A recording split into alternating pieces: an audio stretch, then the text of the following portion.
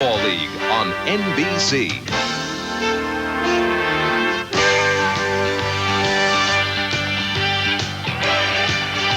Today from Arrowhead Stadium, it's the Los Angeles Raiders versus the Kansas City Chiefs. Brought to you by Ford and your Ford dealer. Have you driven a Ford lately? By Bud Light, the less filling light beer with the first name and taste. And by AT&T. The more you hear, the better we sound. A magnificent autumn afternoon. Temperature in the high 60s, sunny sky, perfect weather for football. The two unbeaten teams, the only matchup of unbeaten clubs in the NFL this weekend, the Los Angeles Raiders against the Kansas City Chiefs, two men who have met many times before. Lamar Hunt, who was the founder of the old American Football League 25 years ago. Al Davis, the second commissioner of the AFL, of course, the general partner of the Los Angeles Raiders, and they're matched up again today. It's a silver anniversary weekend here in Kansas City, but it's a golden day, and it's golden in another regard. This is their 50th meeting, Merlin Olsen. Dick, no two teams in the league know each other better than these two, and that breeds not only an intense rivalry, but even the young rookies feel that this game is special today. And the quarterbacks characterize the stature of these two teams. Jim Plunkett, 14-year veteran, 2 Super Bowl championships last 4 years. Todd Blackledge, #1 pick out of Penn State, only his 3rd NFL start, subbing for the injured Bill Kenny. And there's no question that the quarterbacks are the most important men on the field for their teams. A lot of people watching them, including 4 very hungry sets of eyes. And they belong to the defensive ends, whose job it is to make their life miserable. Still, Bell, Long, and Alzado, all great pass rushers. Both teams have recorded 10 sacks in the first 2 games, and believe me, they're going to try and make life miserable for those quarterbacks. Well, they weren't actually facing each other eyeball to eyeball when we took those shots, but Still and Bell, with a smile, they've enjoyed their 2-0 start, a bit surprising. Both wins on the road. The only time Kansas City in their history has opened with 2 victories on the road was '69 when they went on to win the Super Bowl championship, and Alzado and Long were in character. They certainly were. This Raider team, of course, loves to intimidate. Interesting thought for you, Dick. Both of these teams carry the history of that kind of football. And I remember my first opportunity to play these Chiefs. They were an intimidating football team. John Mackovic would like to return to that kind of football here. Well, across the way, the head coach of the Los Angeles Raiders, certainly underrated by almost any judgment, Tom Flores, and he has made the full circle as well. He's in that silver and black huddle of the Raiders, but he was the #2 quarterback on that Super Bowl championship team. He backed up Lenny Dawson in 1969. On the other side of the field, John Mackovic. Mackovic came in here to change the fortunes because Kansas City has not played well over the past years. He's put together a very young football team. They're off to a great start this year. And Mackovic said it very simply. He said, "We will find out today how good we are." They will use as a measuring stick the world champion Los Angeles Raiders. The Raiders come in with wins over Houston and Green Bay, and in fact have allowed only 1 touchdown in the second half of those 2 games. While the Raiders opponents, the Chiefs, have won on the road at Pittsburgh 37-27 and won last week at Riverfront Cincinnati 27-22. Nick Lowry will kick it off, and in the white of the Los Angeles Raiders to return, Doki Williams, and we expect to see Clee Montgomery as the other deep back. Well, they invented this great game of football with this kind of weather in mind. A warm sun and a crisp bite, autumn bite in the air. Lowry, I have to re-tee it up, a light breeze. Fans still filing into Arrowhead Stadium. We expect a crowd of 78,000. Well, it's a silver anniversary weekend, and many of the great names Kansas City history are here, and they want a silver and black feast of the Raiders. We'll find out today how good Kansas City is and whether the Super Bowl champion Raiders can roll on. Lowry gets it underway. Doki Williams. And he's out to the 27, 28-yard line. Jim Plunkett and the Raiders offense will take the field. Kenny King and the superb, talented, versatile Marcus Allen in the backfield with him. The deep threat, the veteran, 13 years, Cliff Branch on one side, and on the other will be Malcolm Barnwell. The offensive line, Bruce Davis, Charlie Hanna, Jim Romano starts at center for Dave Dalby. Dalby with 175 consecutive games. We expect to see him before the day is through. Don Mospar and Henry Lawrence complete the offensive line. First down at the 28-yard line.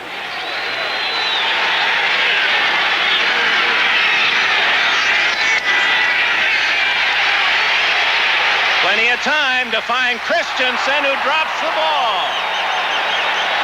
Todd Christensen, perhaps guilty of running before the ball had arrived. Defensively for the Chiefs, they're young, and they have 3 number 1 picks in that front wall. Still, Moss, and Bell. The linebackers, Charles Jackson, John Zamberlin, Spaney, the veteran tackler who's been injured, and Calvin Daniels. Deep backs are Lewis and Ross at the corners. Burris and Cherry. Cherry had 7 interceptions last year to lead the club. 2nd and 10, a mix-up, and still has Plunkett for a loss.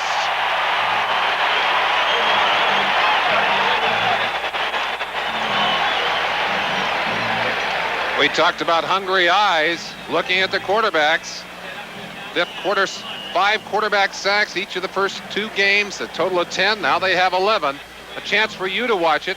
A little bit of a mix-up here in a sense that it looked like it was a pass play indeed, but Plunkett appeared to be confused on the play. I don't know what happened. Maybe he expected a back in there. Still said, that's fine with me. I'll record this. That's a baggie. That's not really a sack, Dick. Baggie indeed. 3rd and 14 at the 24. Plunkett in a crowd hits Barnwell, and I believe he has a first down at the 39-yard line. The tackle made by Kerry Parker from Grambling. He was an All-Pro in the Canadian Football League last year. We talk about a game of inches. Plunkett was within inches of being sacked. Look at the left side of your screen. Art Still blowing right over the top of Lawrence, and look how close he came. Plunkett doing exactly what he has to do, taking the last second. Let's look at the power rush here. Still playing 25 pounds heavier than last year. Literally just threw Henry Lawrence, who's a fine offensive tackle, to the ground. 15 yards on the play. First down at the 39. Marcus Allen, his first attempt, and he runs into Still again. Art Still on 3 consecutive plays. The outstanding Pro Bowler from Kentucky has been superb.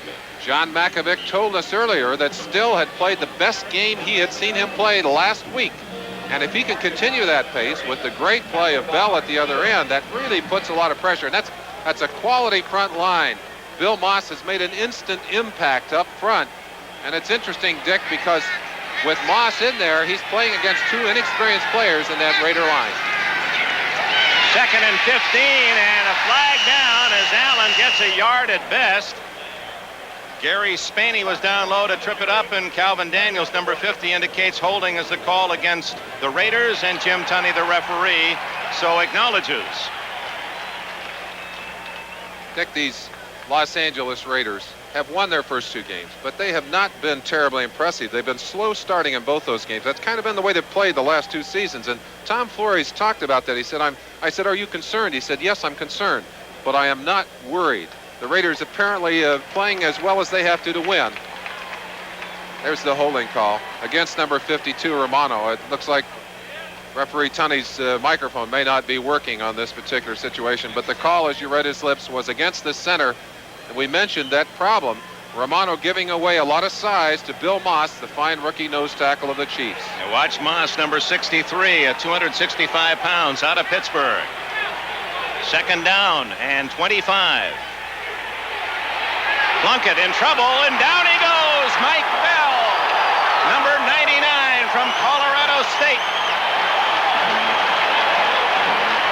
2nd sack, and you won't hear Moss's name mentioned on that play, but he was critical to making that play possible. By creating pressure in the middle, he forced the double team situation. In fact, there were 2 guards and a center. Watch it here. Moss driving off. Look, he'll get bumped by Hanna here. Mospar looking inside, too. That means that both ends are one-on-one. They're man-to-man in the pass rush, and they're tough to handle one-on-one.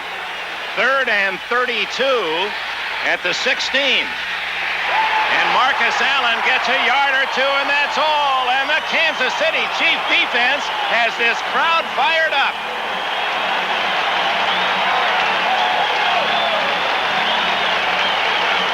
go back inside to look at Moss, who does not do very well on that play as Hanna drives him out. But you see the enthusiasm of that defense, and it's that kind of game. Enthusiastic, exciting. These players they're going to have that adrenaline pumping today, Dick. Two top punters in the NFL in the first couple of weeks are featured here today. Raymond Guy kicking now to J.T. Smith, who has turned 4 back for touchdowns in his career, and Jim Arnold off to a great start, the punter for Kansas City. Smith is back at his 40. It takes a Kansas City bounce and will be down at the 42-yard line by James Davis.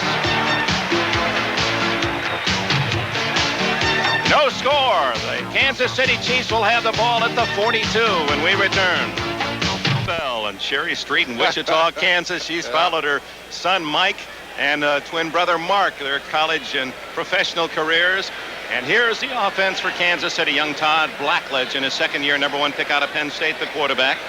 He has with him in the backfield Theodis Brown, number 27, and Billy Jackson, 43. The wide receivers, Carlos Carson, 88, Henry Marshall, 89, Willie Scott is the tight end, 81, Kirkenoff, Buddy, Rush, Condon, and Rourke, the offensive line.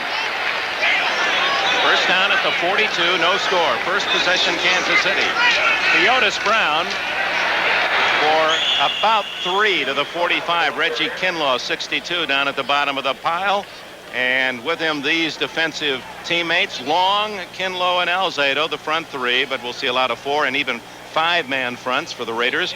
Adams, Millen, Nelson, and Rod Martin. Rod Martin, the Pro Bowler, All-Pro last year again. Lester Hayes and Mike Haynes, the great pair of corners for the Raiders. Mike Davis and Van McElroy at safety.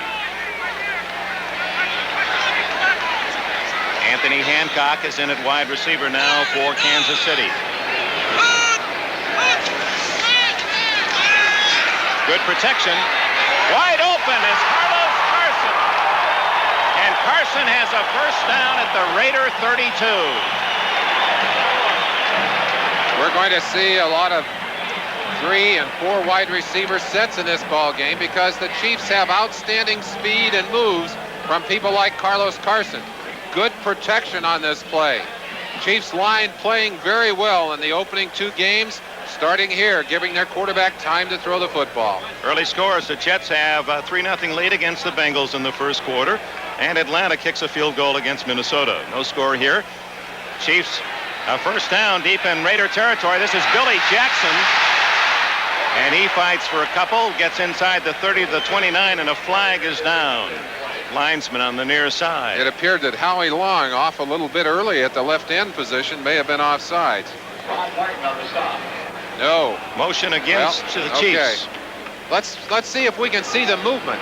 Long obviously is moving before the play, but apparently was drawn by the action of the offense because it will be marched off against the Kansas City Chiefs.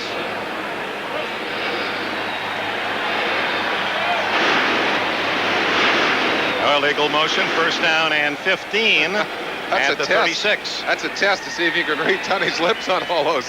They'll have to replace that mic so we can get a little better feeling for who the guilty parties are. I think if I were an offensive lineman, I'd appreciate having that mic go out. Maybe somebody ripped it off. Maybe so. At the 36-yard line, Jackson, the only back.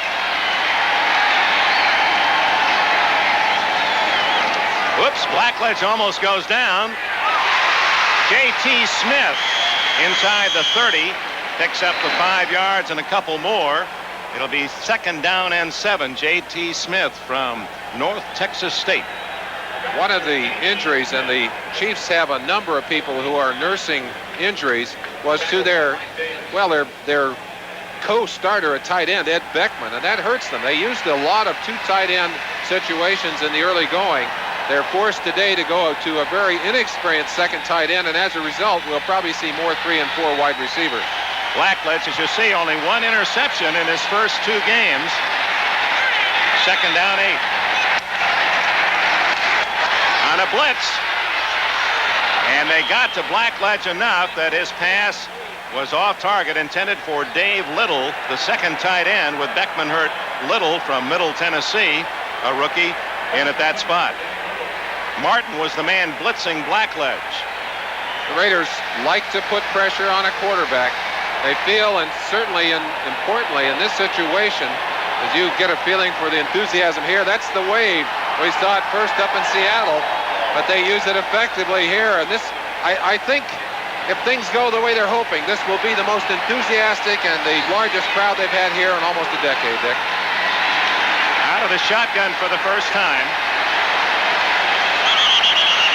And apparently somebody in that Chiefs line moving early. Well, Howie's saying one of them moved. He's gone in to talk to the official, and you'll notice that the... it's long this time. Yeah, this time they're going to call Howie on it.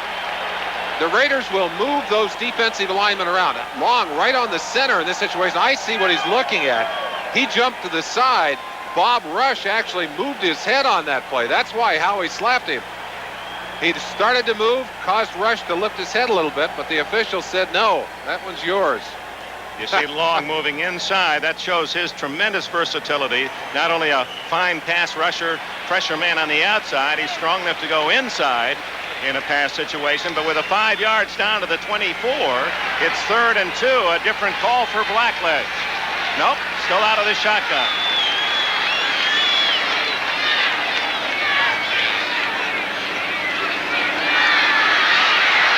Wide open, Stephon Page, and he is to the 7-yard line.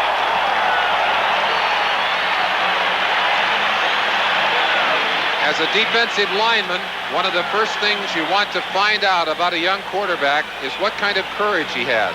On that play, young Todd Blackledge will get a lot of pressure from 77, Lyle Alzado. Look at him coming in.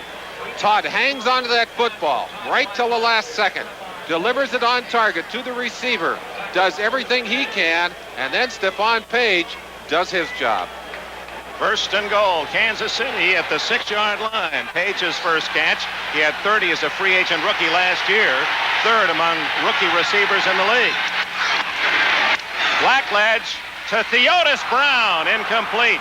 He was covered by 51 Bob Nelson. A touchdown if he could have grasped the football. This Kansas City offense really tries to use the passing game to control the football, and that's an illustration of it right there. In essence, that's a long handoff to Theodis Brown. Theodis is an excellent receiver as well as a good runner. Seahawks looking for their 3rd straight win, have a field goal lead against New England. Blackledge is 3 for 5 on this drive, 2nd and goal.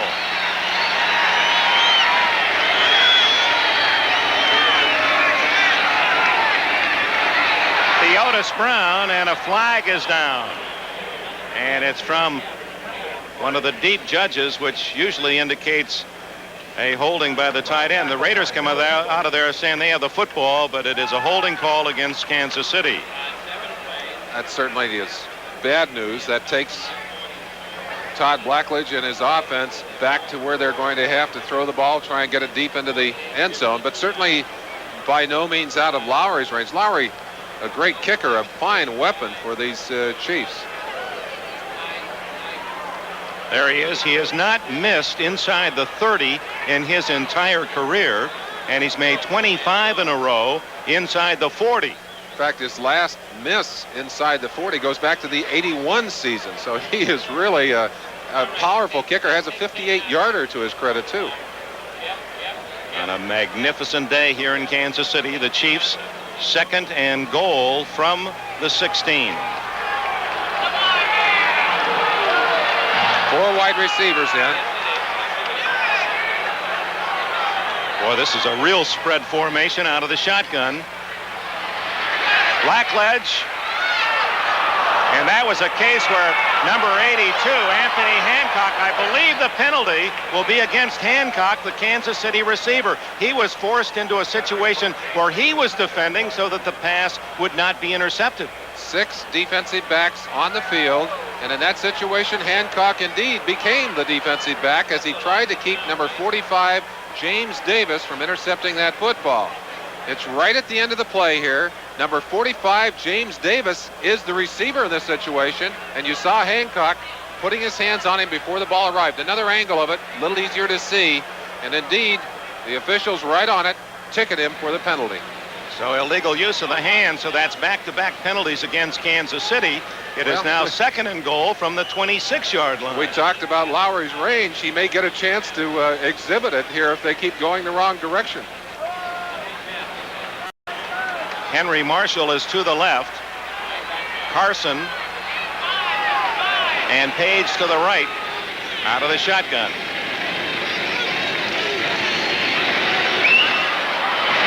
This is Theodis Brown, but Rod Martin and Otis McKinney wrap him up quickly after a short gain at the 23. It'll be 3rd and goal.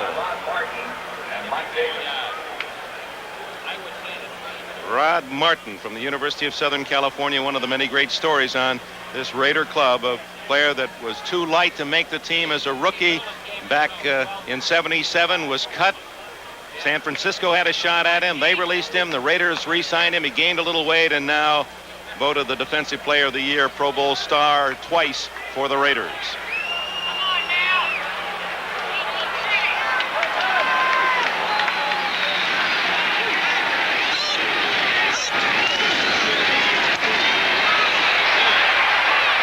He goes underneath to Henry Marshall. Oh, look at that. Marshall drive to the 11-yard line. But that'll bring up 4th and goal, and Lowry will settle for the 3-point try. Dick, one of the things that has really impressed me about the early offensive showing of the Kansas City Chiefs is that on 12 of 14 drives inside the 50-yard line, they have gotten points on the board.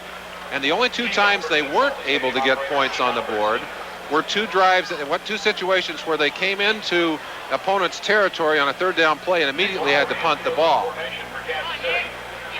Again, he's never missed inside the 30, and this is a 29-yard attempt.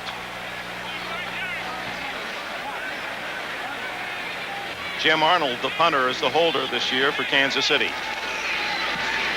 And Lowry's string continues. Kansas City has the early lead, 3-0. Arrowhead Stadium, 7 minutes, 11 seconds remaining in the first quarter. Brand new surface, artificial surface here at Arrowhead Stadium, and with that blue sky and this colorful crowd on a grand afternoon, it is a beautiful picture here in Mid-America as Nick Lowry, who has now kicked 12 consecutive field goals, 6 in a row this year, has given the Raiders a deficit to look at, 3-0, and Clee Montgomery near side, Dokie Williams far side to return. Clee Montgomery at the 1. And out of bounds at the 22-yard line. Van Jakes, that's his number, 22, made the tackle. Jim Plunkett comes in. The Raiders have had their trouble scoring early in their first 2 games. Only 7 of 52 points in the first half, and you notice how their offense too has been much more impressive in the final quarter. Look at what they've done defensively. Those 3 points, by the way, coming in this game, 14 and 7, second and fourth quarters. That indicates a well-prepared defense, both in adjustments before the game and at halftime.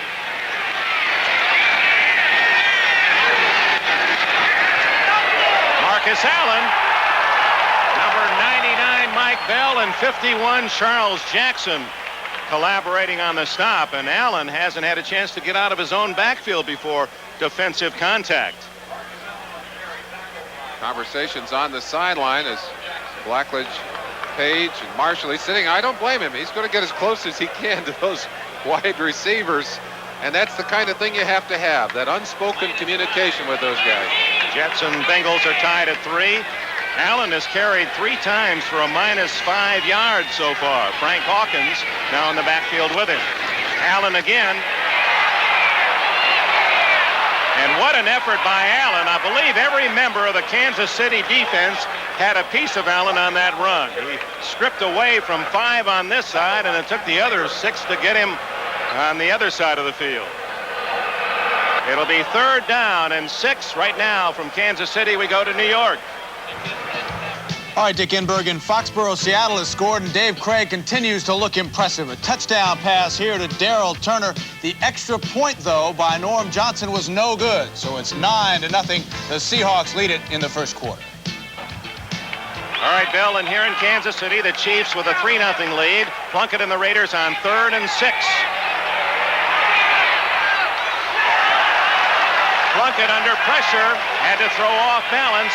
And the Chiefs will get the ball, and the fans give the defense a standing ovation.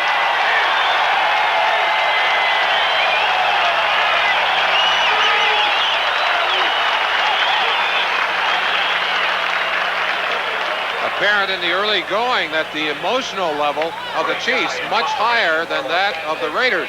Traditionally a low-key team, but they better turn up the juice a little bit. Raymond Guy. Kicking to J.T. Smith, a 10-man front for the Chiefs. Smith back at his 35. He's looking into the sun.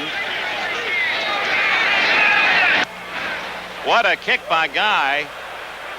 But he'll lose some of the distance as he angled it too sharply toward the sidelines. And where had that one been boomed straight downfield, he would have had tremendous distance. When they mark it on the angle, it'll be to the 34 of Kansas City, a 40-yard punt. And with it comes a timeout. 5 minutes and 25 seconds remaining. First quarter at Arrowhead Stadium, Kansas City. Chiefs lead by a field goal. One of the great stadiums in this country. In fact, it was after this that the Giants Stadium was modeled.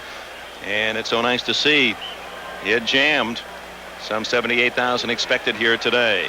Carlos Carson, 5'11", 5-year man from LSU. He caught 80 passes last year and led the AFC in yardage receiving. He's wide to the right. First down at the 34. Blackledge, good protection. And almost intercepted by Van McElroy on the rebound. Kansas City leads 3-0. Now an update. New York. All right, the Meadowlands, a fine kick return by Kirk Springs. This is a 74-yard return. It came after an excellent Jet goal line stand forced a Cincinnati field goal. This one set up a Pat Leahy field goal of 39 yards. It is 6-3, Jets over Cincinnati. Yeah, thus far, all the early reports featuring field goals in Kansas City on a 28-yard chip shot by Nick Lowry. Leads at 3-0 here. 2nd and 10 Chiefs at their 34 against the Super Bowl champion Raiders. Theodis Brown, and he's back to the line of scrimmage and maybe a yard before Rod Martin and company can trip him up. Jets employing 5 defensive backs quite regularly now. Seattle missing an extra point, leading New England 9-0. I say Jets. Bears. Well, I don't know where they are, but I bet they are today. In this situation, it's the Raiders. Just listening to that update. Bears trying to make it 3-0 and getting out of the gate to the delight of the Soldier Field faithful. Looking for their 3rd straight win.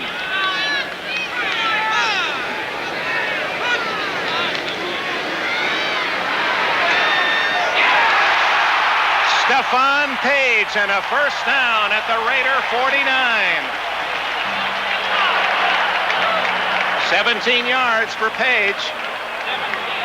And again, Todd Blackledge had to watch that one from the ground as Greg Townsend dusted him, but not until he had thrown a perfect pass. You see the timing pattern there. Laid right out in front of the receiver, Stephon Page, who's made a couple of fine grabs in the early going here. Well, Page, as we said last year, the rookie receivers, Willie Gall to the Bears and Jeff Chadwick.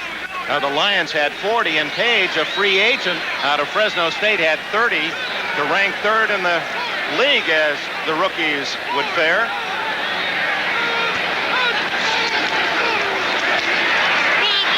Billy Jackson, a fumble, and the Raiders have it at the 46-yard line. They'll mark it at the 45. Out of the pile, Van McElroy. Theodis Brown came into this game having trouble with a hamstring.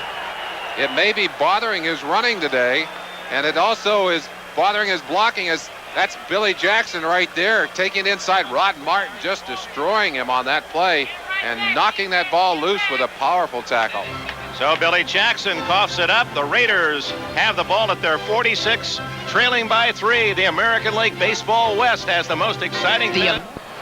Bill Kinney, those 4,000-plus yards made him only the 5th quarterback in NFL history to throw for 4,000-plus in a single season. But in the final preseason game this year, he fractured the thumb on his right hand. There you see it, well protected, and he'll probably be out for at least another month. He said he'd done that same thing twice in college. This is the 3rd time he's had that injury. Jim Plunkett, with his best field position, hits Christensen, and he's into Kansas City territory to the 46-yard line before Charles Jackson can make the tackle, along with Gary Spaney. Plunkett, first time now in Kansas City.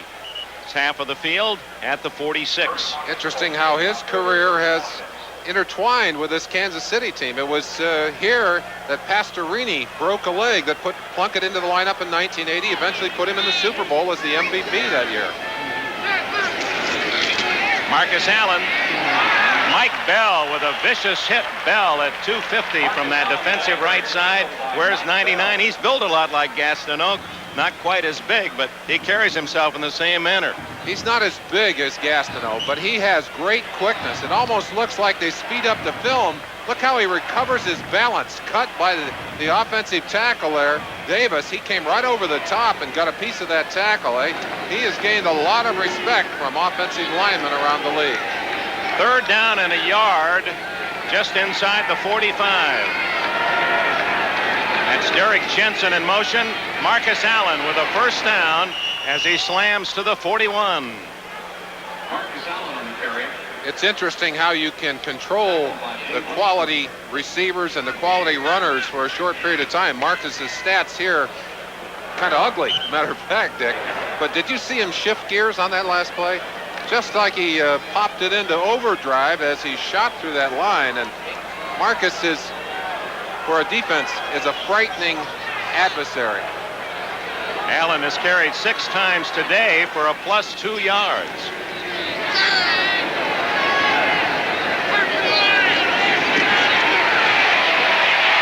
Plunkett to Allen, incomplete. And Plunkett had to throw that one from down in the well. He had nothing but big sequoias all around him. Dick, let's go back and talk about, we said that Plunkett's career is really intertwined with these Chiefs, not only because they play so often, but we mentioned the replacing of Pastorini, which led him on in 81. It was later against these Chiefs that a very bad showing prompted him to come out of the lineup. That's when Wilson went in, and then later Wilson tore his shoulder up, injured himself, allowing Plunkett to come back into the lineup and again take his team into the Super Bowl in their last Super Bowl victory. All 3 games, those injuries resulting in Raider Kansas City games. A full blitz is on. Somebody should be open. It's Christensen.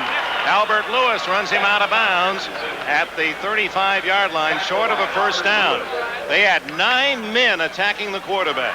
They were all coming, and Plunkett doing a good job of maintaining his cool. Has enough time to find Todd Christensen, who also had read the blitz, shortened his pattern, headed to the outside. They make the connection. It'll be 3rd and about, what's that, 4 yards to go, Dick? 3rd and a short 4. Seattle leading New England 9-0 in the second quarter. Here it's 3-0 Kansas City. 2 minutes and 18 seconds left in the first period.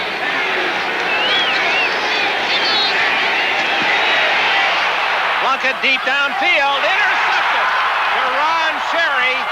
Cherry's to the 26-yard line with his 2nd interception of the year.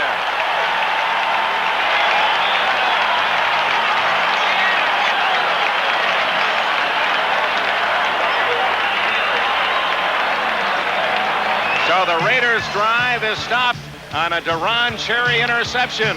With 2:07 left in the first period, the Chiefs still lead 3-0.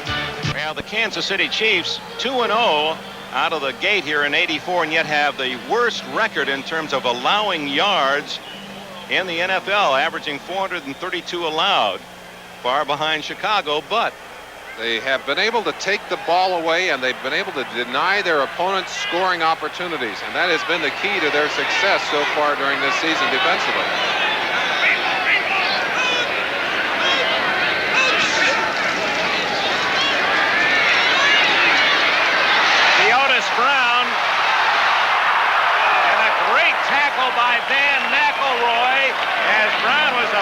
No, make it Mike Davis who made the hit. And had it not been for that shoestring stop, Brown had a lot of open area ahead. Todd Blackledge looks like he wants to hand this ball to Theotis. Look at him. Steps up. He pulls it down. He just does a little shot put job. And here's that tackle coming up, Dick. You're absolutely right. Excellent shoestring tackle by Mike Davis. And that's a little bit frightening because when you've got a hamstring injury and you get those legs pulled back that way, sometimes that'll stretch that ham. Cincinnati leading the Jets 9-6 in the second quarter. That was a first down play for the Chiefs. Under a blitz, and Blackledge unloading it. There wasn't anybody in that area, but you can't blame him. He was just going to unload as Howie Long and Rod Martin were pressuring him to the ground. Last year, John Mackovic, because of Kenny's performance, able to bring young Todd Blackledge along very comfortably and very slowly, allow him to mature at his own pace, giving him a little bit of information at a time. The result is that he has matured very well, and that was a sign of it right there. Not taking the sack, unloading the football, but unloading it into a safe area. Second down and 10.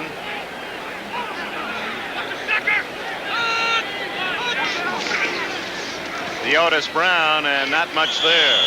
Flag down. Dick, we mentioned the injury to Ed Beckman, the second tight end. And that has also created another problem for John Mackovic, who used those tight ends to shuttle into plays. He's now doing that with the 4 wide receivers. The Raiders, with little gain on the play, we'll see whether they take the 10 yards or the down. It will be about 3rd and 9. No, they'll take the 10, which will give us a chance. You're talking about Todd Blackledge and how he's matured, having a chance to study behind Bill Kenny. Another thing during the week, I know most of you saw it, and it's the kind of story you love to report.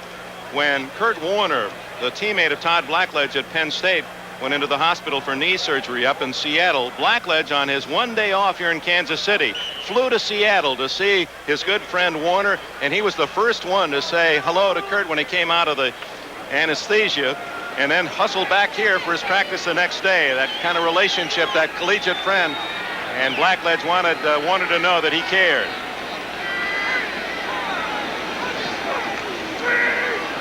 Good protection. Brown. Well read by the Raider defense, and it was 56 Jeff Barnes playing in Ted Hendricks' outside linebacker spot, who made the tackle for a 1-yard loss. Excellent play, too, by number 36, Mike Davis, who just playing extremely good football. He read that expertly. He read the play and then was able to close inside of the blockers coming out, keep that play inside so that Barnes was able to make the tackle. 3rd down and 21. John Mackovic, 40-year-old head coach. His Chiefs lead 3-0, and that's what they're trying to become today, 3-0.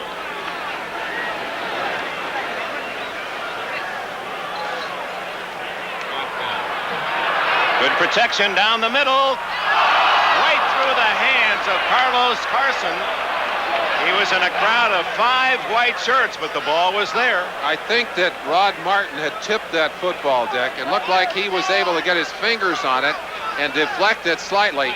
You'll see in the replay, Martin doing a good job of coming back, getting a deep drop. He's in the right center of your picture. Let's see if he does get his hand on it right here. Well, kind of hard to tell. It goes over his... We don't see him. We lost him in the picture, but I believe he touched that ball. Jim Arnold scuffs the punt, and it'll go out of bounds around the 40 of the Raiders. So there's a break for Los Angeles, as Arnold, who has been kicking beautifully, averaging 47.5 yards a punt, gets only 34 on that one. That certainly will hurt his average, not only with an exceptional average, 4 punts over 50 yards, and to give you a feeling for the strength of his leg, during the last season, he had 4 punts over 60 yards, Dick. But that was the kind of problem he had during the '83 season when he was very inconsistent. That'll tear your average down in a hurry. And the fans, a rumble in the fans, they were down on Arnold last year as a 5th-round draft pick out of Vanderbilt. Marcus Allen. Dragged down by 67, Art Still, who continues to have a big game defensively. That is the end of the first quarter here at Arrowhead Stadium in Kansas City. And this large crowd in Missouri happy with a scoreboard that features the Chiefs up by a field goal. And welcome back to Arrowhead Stadium in Kansas City, where the Chiefs lead the Raiders 3-0 and outgaining the Super Bowl champions 96 yards to 26. Even possession in that first quarter. Most of those yardage, all but 6, coming via the passing game. Here you see Rod Umenick, the offensive line coach, diagramming some of the offensive patterns. They're trying to fit into the defenses of the Raiders, who mix things up for you. They move those linemen around. They give you a lot of fits in there. That was Bob Rush, center, who's done a good job for the Chiefs, talking to him in that situation. You saw the Bears another field goal to lead 6-0. Here it's 3-0 Kansas City. Plunkett, good field position. There's Cliff Branch. He fumbles and recovers his own fumble. So Branch alert enough to come up with the ball, and now they say incomplete. He did not have possession. Kevin Ross, 31 from Temple, 7th-round draft pick, made the hit. Branch, a speed receiver, but his speed earns him extra space. Look how the defender is not even in your picture. They respect Branch's speed so much that they give him that extra room. You finally see the tackle coming up there. That's Ross, the rookie corner, and he's seen enough film of Branch flying by people to know he's got to give the speedster room. Certainly seemed he had possession long enough for a catch. The officials go out of their way not to give the fumble in that situation, Dick. Plunkett dumps it off to Frank Hawkins, and Hawkins is down short of a first down at the 49, and also down is a flag. We'll check on that penalty. It's holding against the Raiders. Right now, let's go to New York.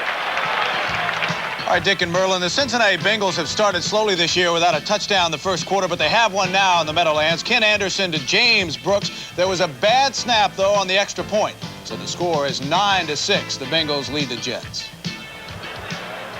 Cincinnati hungry for that first win. They discuss the penalty options here. It will either be 4th and about 3 or 3rd and 17. And with that in mind, the Chiefs want the ball and decline the penalty. J.T. Smith, the return man, is on the field, and Raymond Guy and the punting team on for Los Angeles. I think the only time you take that penalty, Dick, is if it was so close that you'd be concerned about a team going for it on 4th down. J.T. Smith and Deron Cherry. Deron Cherry has joined J.T. Smith deep at the 10-yard line. Just underway in the second period. 3-0 Kansas City. Guy with plenty of time. Aims it for the sidelines, but not a good kick. That's going to be out around the 25-yard line. Not even that good. Out of bounds at the 30-yard line. Guy unhappy with that one. Timeout. He'll have some time to think about it. Just a half minute into the second quarter. 21-yard punt. His 21-yard punt positions Kansas City with a first down at its 30-yard line when it appeared that the Chiefs might well be deep toward that goal line. They lead 3-0. Todd Blackledge has his speed to the left.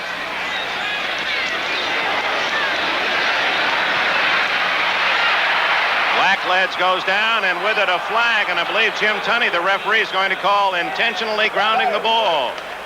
A judgment call by the official, but you saw Blackledge hook that ball to the ground. Tunney's feeling was that he was not just releasing the football, but deliberately throwing it to the ground to avoid the sack. There you see the signal. Let's take a look at it here as Blackledge under pressure right here from Bill Pickell, 71, and it's clearly apparent that he is not throwing to a receiver, and that's the substance of the rule. If the official believes that it's thrown deliberately to avoid the sack, you take the penalty. In this case, at the spot where he released the ball back at the 19-yard line, so it'll be 2nd down and 21. Couple of extra defensive backs in for the Raiders. 6 DBs, 4 defensive linemen. Otis Brown Out to the 27-yard line. James Davis, 45. In on the tackle. Also with piece of the action was Lyle Alzado. Today's game is brought to you by Chevrolet, with the performance, the style, the innovation, the quality, and the value that make up today's Chevrolet. By Stroh's and Stroh-Lite, proud sponsors of the Stroh's Run for Liberty. And by Apple, makers of Macintosh, the computer you already know how to use. Kansas City ball, 3rd down and 12 at the Chiefs' 28-yard line. They lead the Raiders 3-0 early in the second quarter.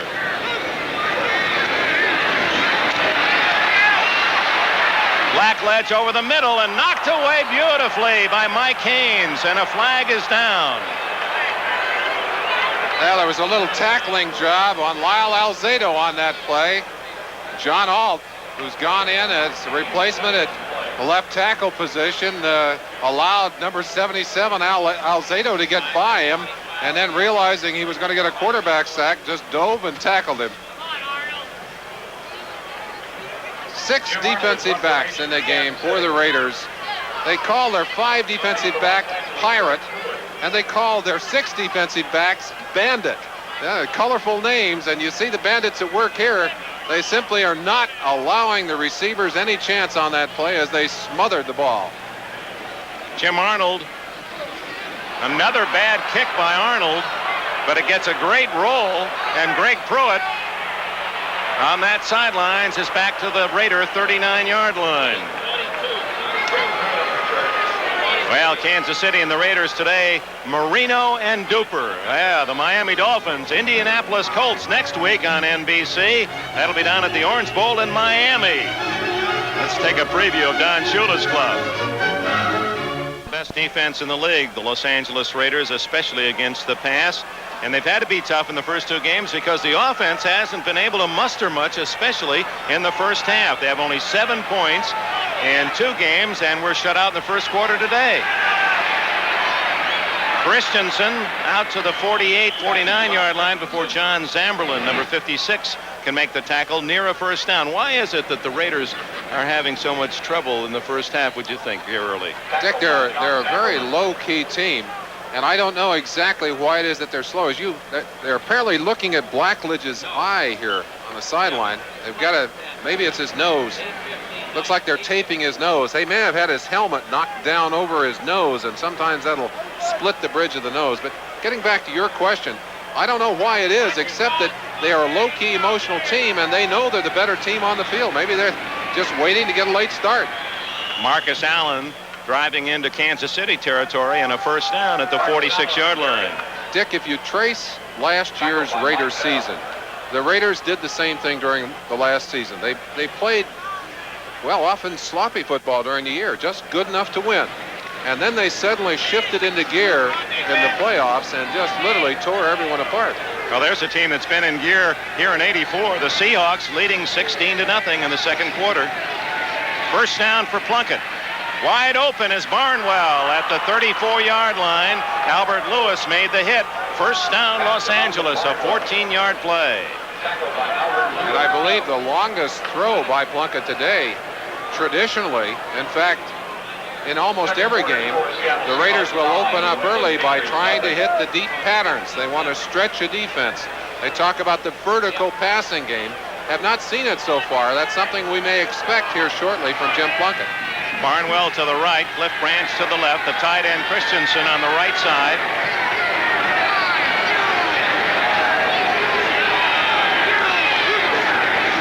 Marcus Allen. He's inside the 30 to the 28-yard line. Charles Jackson made the tackle. He had help from Zamberlin and Still. 27-yard line goes Allen, and a gain of about 7 on the play. As he starts to do a little bit better job with those stats. Had negative stats in the first few carries of the game, and now starting to stretch it out a little bit. Same formation with Branch left and Barnwell right. King and Allen behind Plunkett, 2nd and 4. King. And he has pass, a first down at the 22-yard line before Deron Cherry can come up from a safety spot to make the hit. Dick, someone we haven't had a chance to spotlight yet, and he deserves that because he's back in the lineup after an absence with a knee injury. Gary Spaney, defensive captain for these Chiefs, and they're pleased to have him back. He's their emotional leader. He's also the guy that takes the signals and delivers them in the huddle, and he's had some problems. He hopes to play a half today. Looks like he's moving around pretty well so far. First down for the Raiders under a blitz. And Plunkett had a man close enough, Marcus Allen, so no flag on the play. Art Still, 67, and Charles Jackson, 51, were humming in on Plunkett. Well, Still was not remaining still on that play, getting pressure again as the blitz was also added to increase the heat on Plunkett. And Plunkett is showing you his experience. You alluded to that early. The young quarterback, the veteran quarterback. Plunkett knew how to throw that away without getting the deliberate slough-off call that Todd Blackledge got. In field goal range, trailing 3-0. Draw play to Kenny King, and that did not fool the Chiefs. He's down after a yard gain. Calvin Daniels securing the tackle.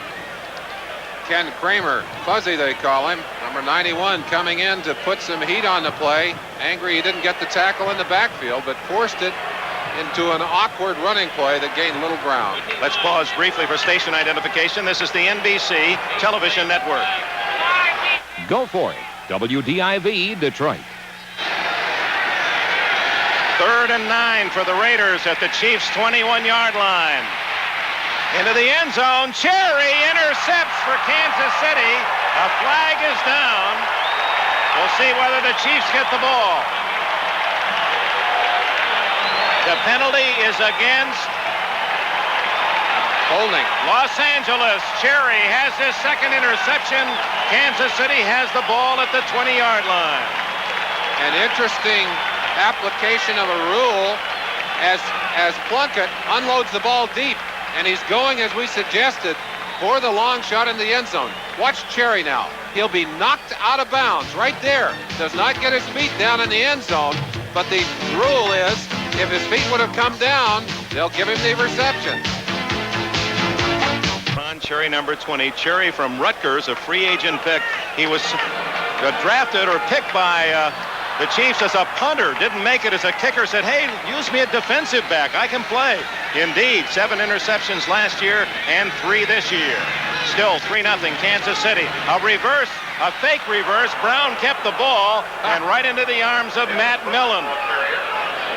A bright play, and that's the kind of play you design against a defense that reacts well. But they faked the reverse, and Millen didn't buy any of it. He just tracked the man down and put him on the ground. Looked like the reverse might have worked had he handed it off. Well, looked like they had a scout on that one. There's Cherry. He's very happy. Not only a great season last year, but a starter in the Pro Bowl. To go from virtually a walk-on, if you will, to a starter in the Pro Bowl in one season. Now, that's an amazing story. We saw Seattle has moved out to a 23-0 lead. Kenny Easley a touchdown on an interception for the Seahawks. This is Theodis Brown.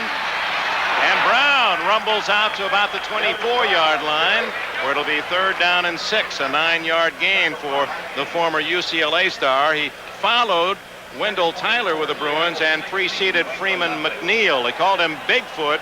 His very wide feet, says he used to stamp out small brush fires out there on the hills around the San Fernando Valley. Well, he's found a home here. He said, I'm not the greatest runner in the world. I'm not the greatest blocker in the world. I'm not the greatest pass catcher in the world, but I can do all of those things, and that's what John Mackovic wants, is a well-balanced offensive back that can be receiver, blocker, and runner. 3rd and 6, shotgun. 6 defensive backs for the Raiders. Incomplete and almost into the arms of Mike Davis out at the 40-yard line. So the Chiefs will have to kick, and we're going to send it to New York.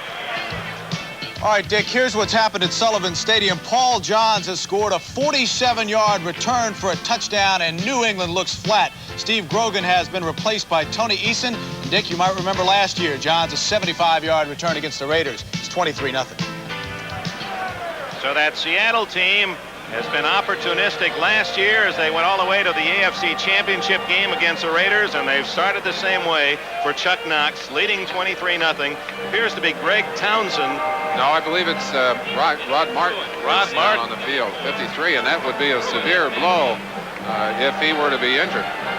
So as they attend to the All-Pro linebacker of the Raiders, Rod Martin, let's use this time to bring you a special message. 7:53 left in the first half. Kansas City by a field goal. Rod Martin left the field under his own power. He appears to be okay. 7:53 remaining in this first half. Jim Arnold to punt. Greg Pruitt back at the Raider 36. Arnold having trouble, gets that one high. Pruitt with some room at the 42, 45, 50, out of bounds at midfield. So the Raiders once again come up with excellent field position. Ken Jolly, number 52, made the tackle for Kansas City. Well, next week, weekend 4 of this NFL season, and here's our lineup on NBC. 12:30 for NFL 84 with Bob Costas.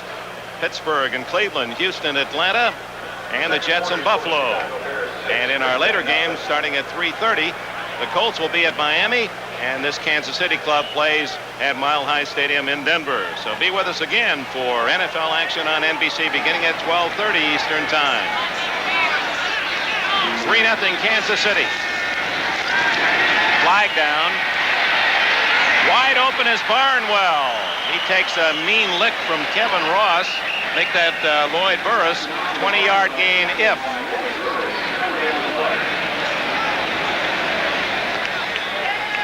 Illegal procedure, Raiders.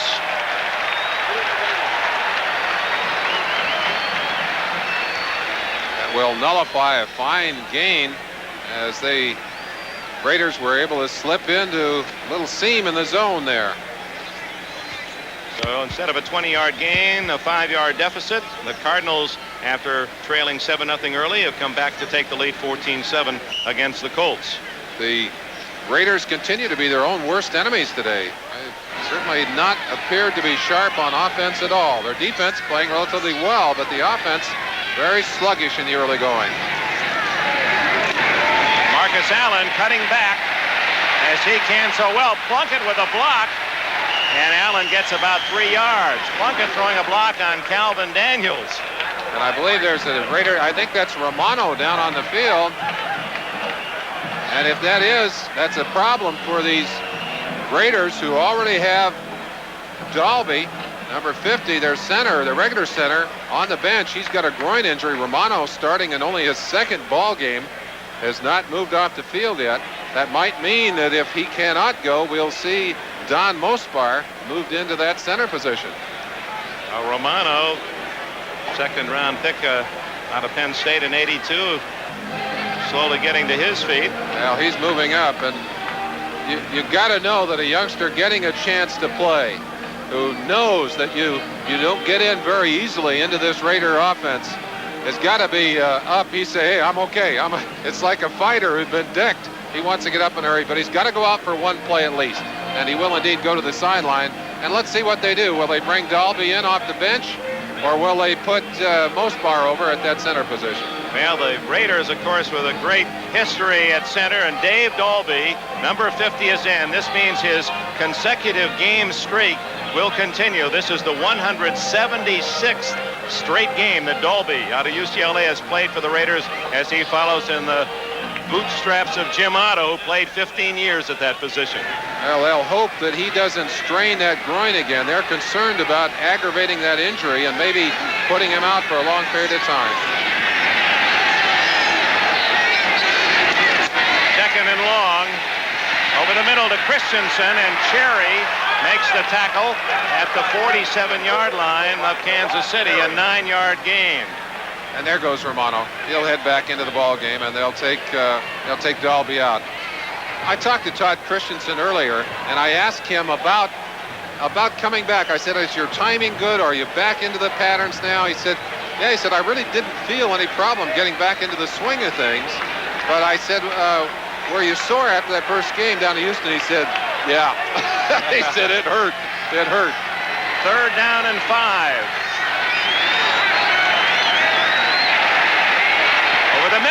Christensen at the 35, the 33. A first down for the Raiders before Albert Lewis can ride him down. Well, Christensen showing you how he corralled 92 passes during the 83 season. Only has 7 so far in this season. He's picked up a couple a day. Certainly able to get a good gain on that one in a first down. They're the all-time NFL leaders in receptions. Hennigan, former Oiler, Lionel Taylor up at Denver. And Christensen's 92. Impressive.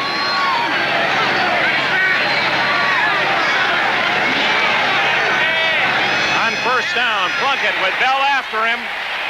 Unloading, open is Branch, and he can't get there. Plunkett had to get rid of the ball as Bell was about to drag him down, and though Branch had beaten 2 Chiefs, the pass was not quite on target.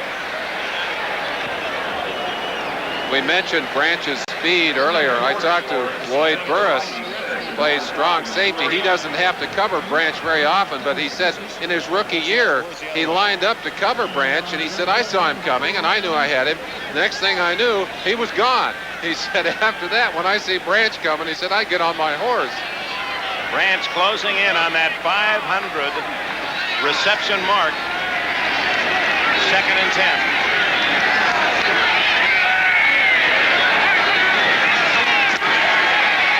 Looking for Branch again. He was not in bounds. He was out of bounds. Beautiful throw, but not quite enough room on the sidelines for Branch to stay in play. And as you might expect, they're testing the young rookie, Kevin Ross, number 31. Started out a little bit shakily in the first game, but came back to play well last week. And look at that shot. Ball drifting in over the top, perfectly thrown. Only one problem. Branch is running outside the field. That's a touchdown in Toronto. Yeah, oh yes. Green Bay leading the Bears 7-6 in the second quarter. 14-all, the Cardinals and the Colts second quarter. Here it's 3-0 Kansas City. 3rd and 10. Intercepted, that's going to be a touchdown. Kevin Ross.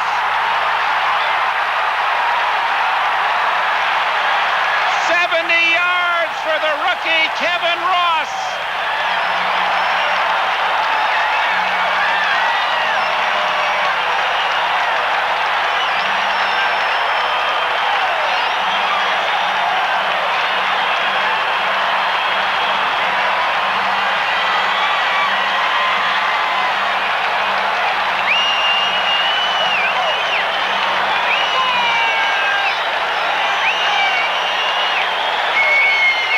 His first NFL interception goes 71 yards for a score, and the Chiefs lead it 9-0. Well, you test a young man like Kevin Ross, and he comes right back and shows you what he's made of. Doing a good job of reading that play and showing some fine speed to put it in the end zone. Lowry's tried for a point.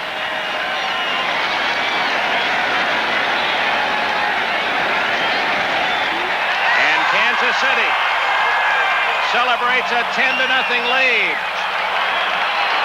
Plunkett intercepted 3 times, and this one goes 6 the other way. Dick, I believe we've touched many times in the early going on this game on the importance of emotion and the fact that these Chiefs are indeed pumped well in excess of what you see on the Raiders sideline. I believe that kind of play is the direct result of that emotion. Kevin Ross, the rookie, with a touchdown, and it's 10-0. Contrast to these two teams, the veteran Plunkett, 14 years in the league.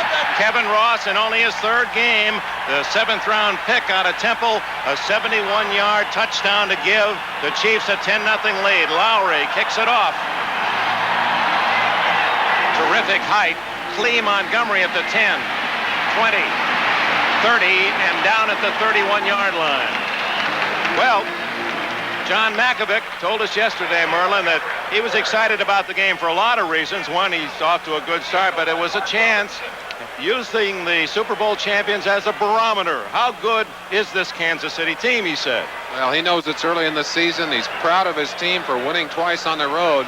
but they pointed to this game. They knew it would be the real test for them, and so far, they're passing the test with flying colors. Cliff Branch has not caught a pass yet as the Raiders break huddle, and this is when the veteran Raiders are usually at their best. When they're stung, they fall behind. Let's see if they open up the game. Plunkett dumps it off to Barnwell, and he has a first down out at the 44-yard line. Well, it wasn't very pretty, but it got 14 yards. Same kind of pass we saw Todd Blackledge throw a few minutes ago. Again, this is a little shot put kind of action. Barnwell staying inside, and Plunkett finally having to resort to the outlet receiver. Well, that's about a 6-yard pass, but Barnwell shows you his speed. Doesn't matter how you get it done, as long as you get the job done. First down at the 44. 5 minutes left in the first half. Plunkett to Christensen. About a 5-yard gain. Charles Jackson and John Zamberlin team up on the tackle.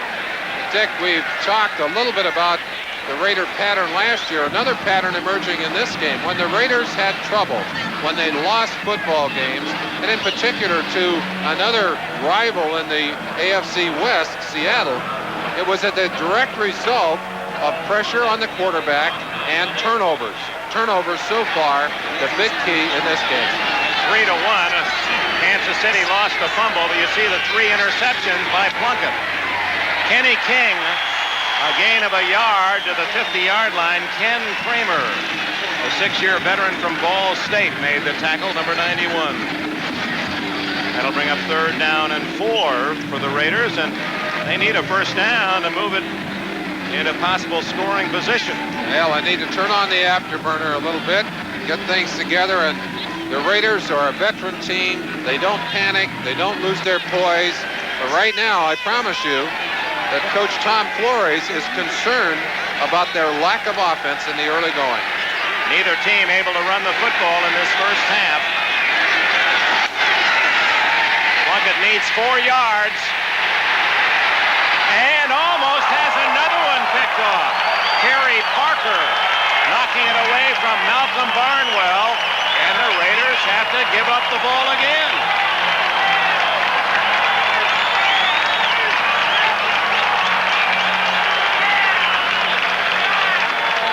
The Raiders had given up 8 sacks coming into this game. And certainly today, pressure on Jim Plunkett has resulted in a number of miscues on his part. Very significant. Neither punter, although they were 1-2 in the NFL, having a good first half. Deron Cherry on the near side. J.T. Smith ready to return for the Chiefs. They're going to let that one go. And it takes a Raider bounce and will be downed inside the 10-yard line. Stacy Turan downs it, the rookie from Notre Dame. Well, the race for the baseball pennant is wildest in the American League West, and NBC Sports will take you right to the wire. Of course, we'll have the World Series for you later, and next week the Twins and Royals, engaged in that 3-way fight with the Angels, are featured on our game of the week, 2 o'clock Saturday afternoon Eastern Time, 11 o'clock out on the West Coast, as we follow the Kansas Cities, the Minnesotas, and the Californias down to the wire in the American League West. Everything else seems fairly well set. It appears it'll be the Cubs and the Padres fighting it out in the National League, and the Detroit Tigers waiting for the winner of the West. The Otis Brown. And he's out to the 16-yard line, a gain of 7. Otis Brown on the carry. An effective play, and I think made effective by the fact that the Raiders were expecting a pass. They had a pass defensive unit on the field, and Kansas City crossed them up by handing the ball to Theodis Brown, who did his best job of running so far in this ball game. Well, Makovic and Blackledge and the Chiefs would like nothing more than to run out the clock here in the first half. They have a 10-0 lead, 2:43 and running in the half. Second down and 3.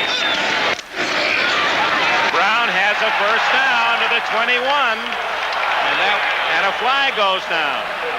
A late flag, by the way. one of the things that happens when things are not going well for this Raider team is that their emotions begin to surface. A personal foul right there on number 77, I believe, Lyle Alzado. In fact, we have a shot of Alzado on that play. And this is something you don't want to do. If you're a young football player, you're playing on defense, you have to learn to control your emotions. Lyle Alzado does not do it as he delivers a blow to the head right there on David Little, a second tight end. And there was the second shot. He's angry because he's not getting to the quarterback. But he also is not allowed to use that slap to the head, and that's what he's ticketed for. It's interesting, that used to be a legal device, and your old teammate, Hall of Famer Deacon Jones, he was one of the best at it. Well, in fact, they call it the Deacon Jones rule. You can't do that anymore. Deacon said he got out just in time. That's right. So the penalty yardage about the same, but the Chiefs leading 10-0 with that penalty have a first down out across their own 35. The Raider defense right now thinking turnover. They'd love to get their hands on their football.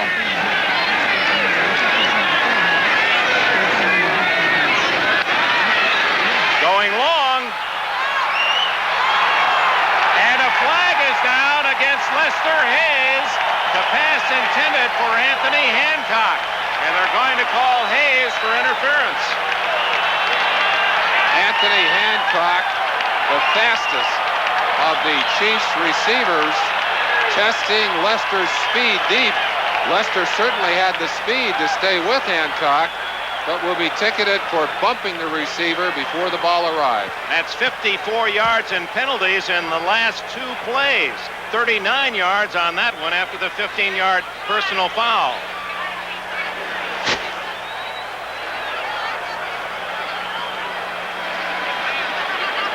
Lyle Alzado, let's check him. Let's see what Alzado was doing. You saw him getting the penalty earlier, working one-on-one on Matt Herkenhoff. And again, he is frustrated by not being, you see him shot right there. Now that's the kind of thing that'll get you thrown out of a ball Well, game. he should be. That was a cheap shot, taking a blow to the stomach when no one was looking, including the man he hit. That's not an all-pro play. Blackledge going long. Oh, and that was close to interference. Mike Davis was close. And another flag is down. I believe they're going to call him for roughing the passer on that play. Well, this is what the Raiders do. They like to intimidate, and when they get behind, we've seen this too many times for it to be just an accident. This is part of their pattern. And frankly, I don't like what I see.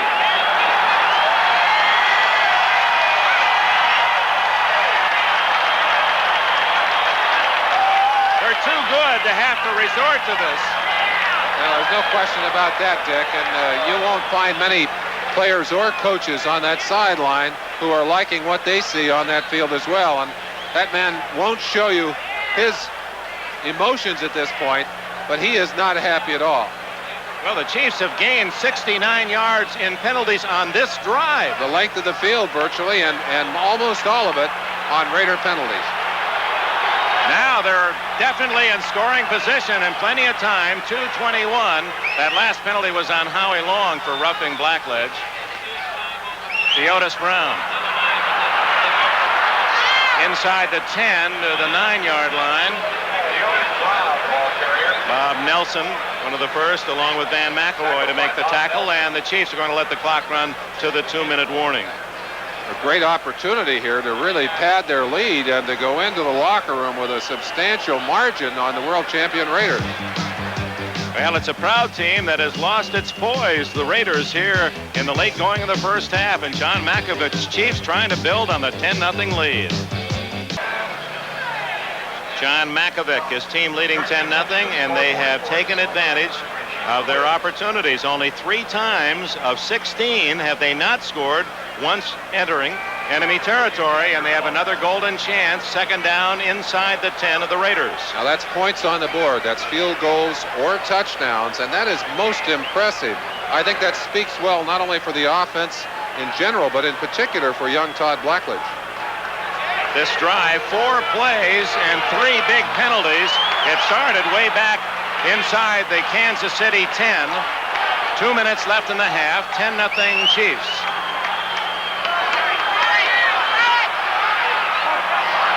almost picked off by Mike Davis, intended for Willie Scott. Scott went inside, and the pass was outside.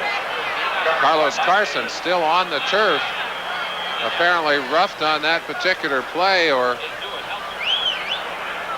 that would be costly. He wasn't near the pass. He was underneath the throw. He went up in traffic, Dick. There were three defenders with him, and I couldn't see what happened. He may have come down strangely on his leg.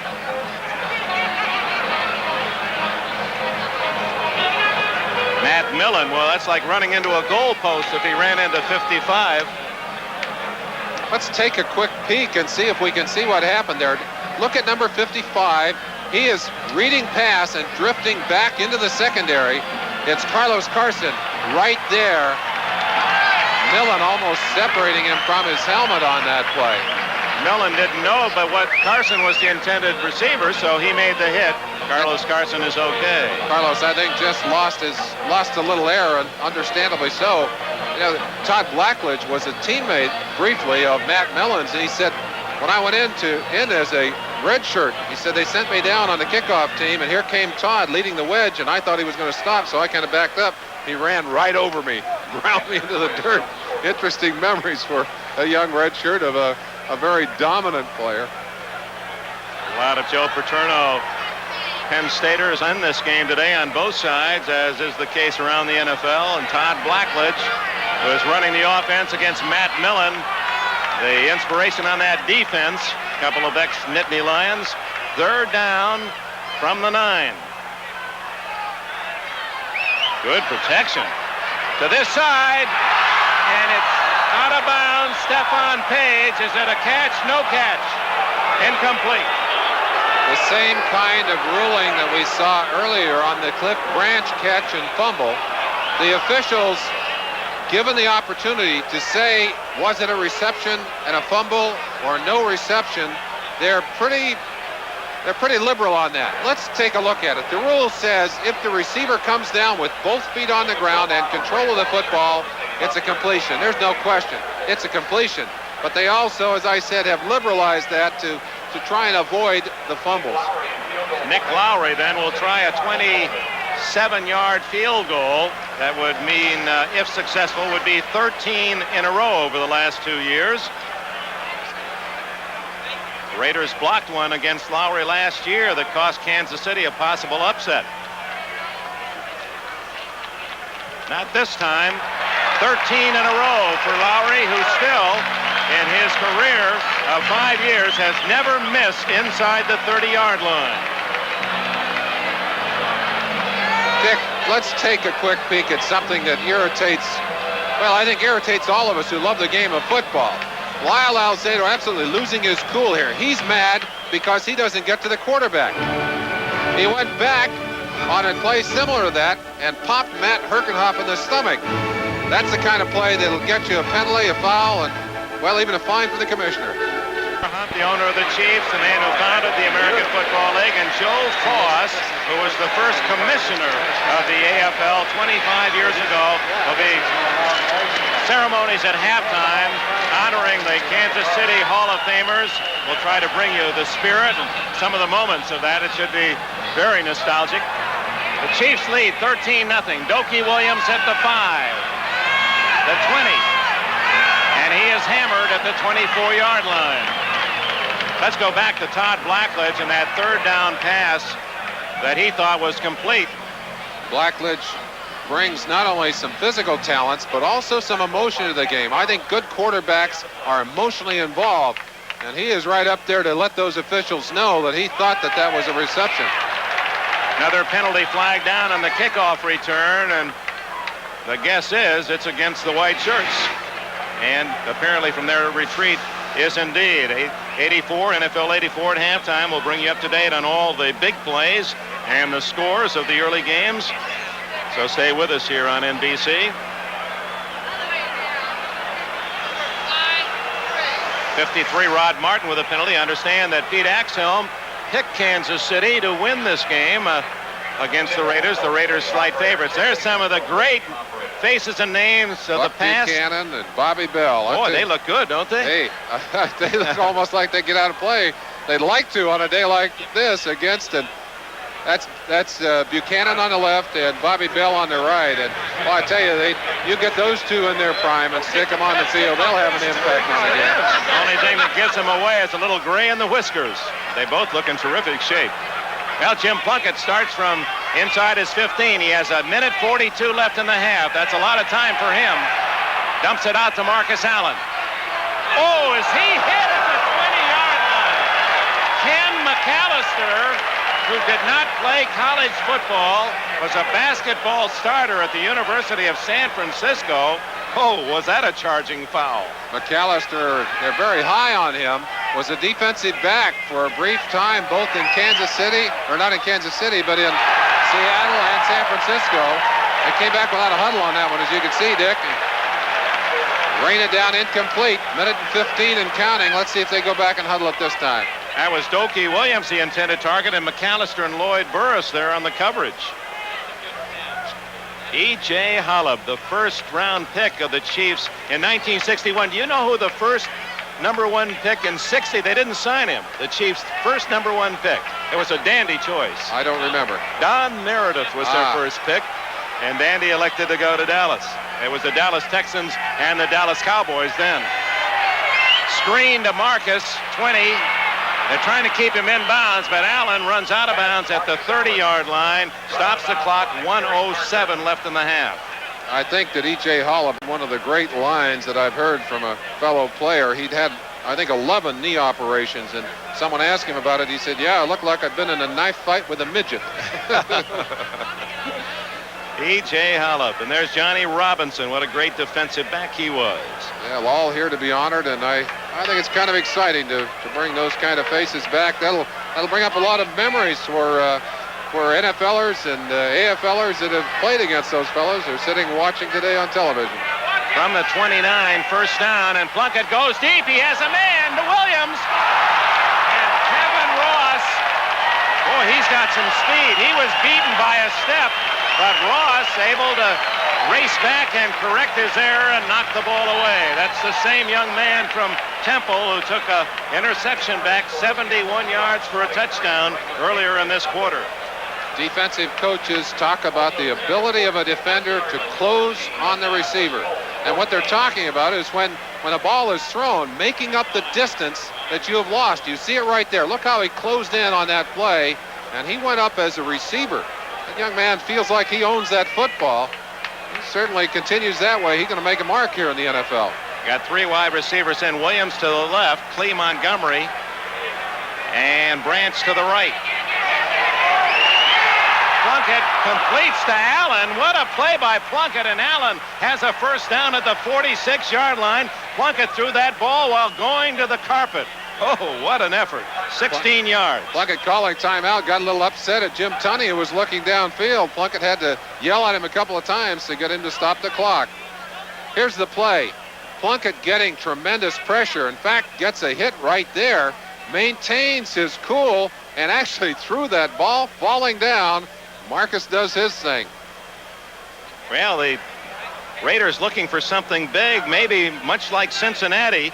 With 18 seconds left in the half in New York, Kenny Anderson hit M.L. Harris an 80-yard touchdown. Undoubtedly, you'll see that on NFL 84 at halftime, and the Bengals take a 16-13 lead. So with 49 seconds now left on the clock, the Raiders trying to come up with their first points of the half. You saw Plunkett's numbers just a moment ago, and they're certainly not unpleasant numbers. The one unpleasant number for Plunkett and the Raiders, the 3 under the interceptions at the end of that column of statistics. Yeah, the Raiders, and of course they have nothing but confidence if they should score here with 49 seconds left. Suddenly a 13-0 lead is 13-6 or 7. And when you consider how hard Kansas City has worked, if they go into the dressing room with only a 6-point lead, you wonder what that would do to them emotionally. But there's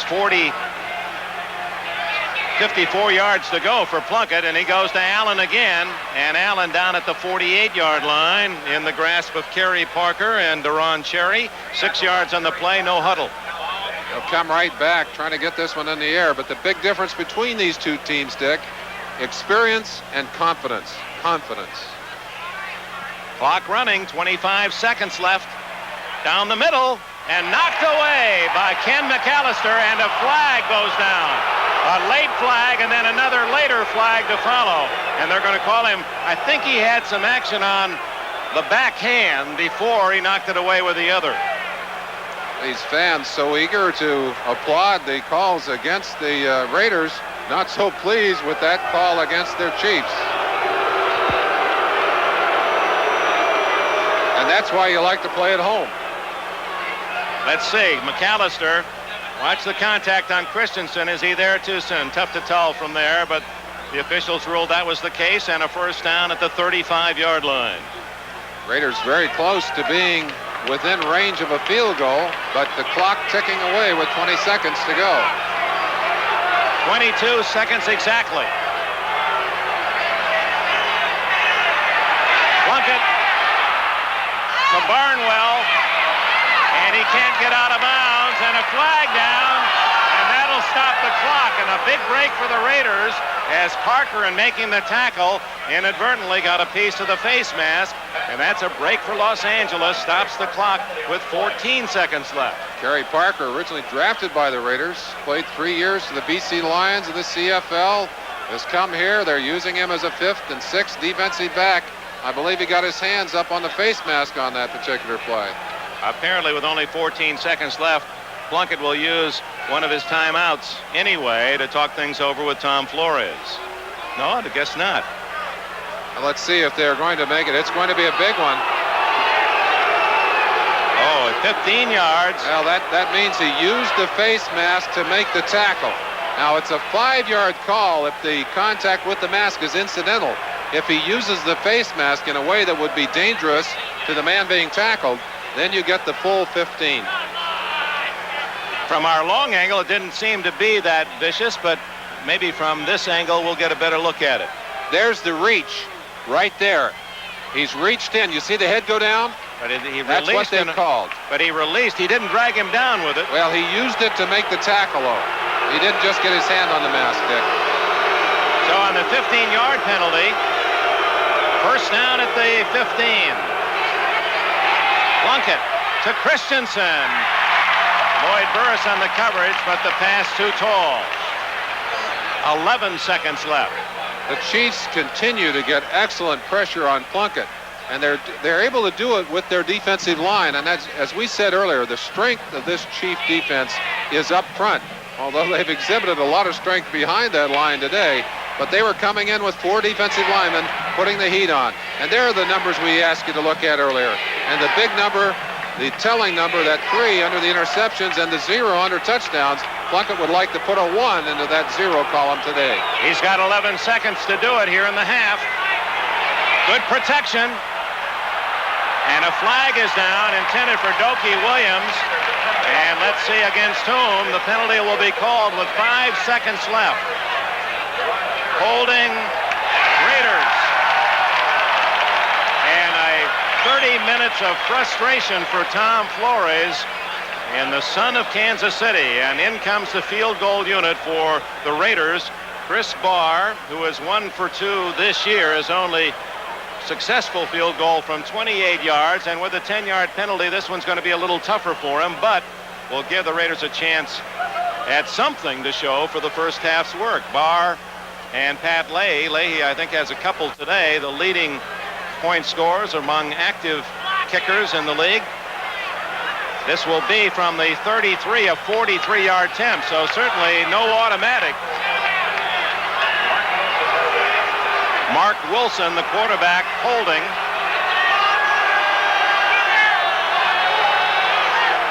And Barr is right down the middle, and the Raiders salvage the field goal at the end of the first half. Those are important points.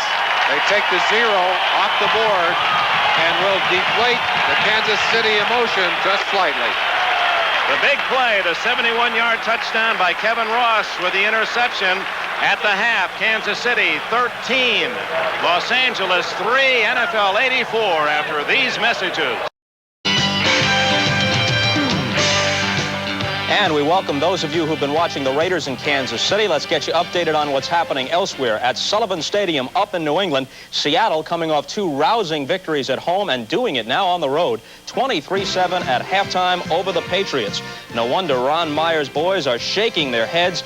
It's 3-0 as we pick up the action, courtesy of a Norm Johnson field goal for Seattle. And then this first quarter pass of 41 yards, right on the money, a beauty from David Craig to Darrell Turner. They missed the point after. It was 9-0. Now the Patriots punt out of their end zone in the second quarter.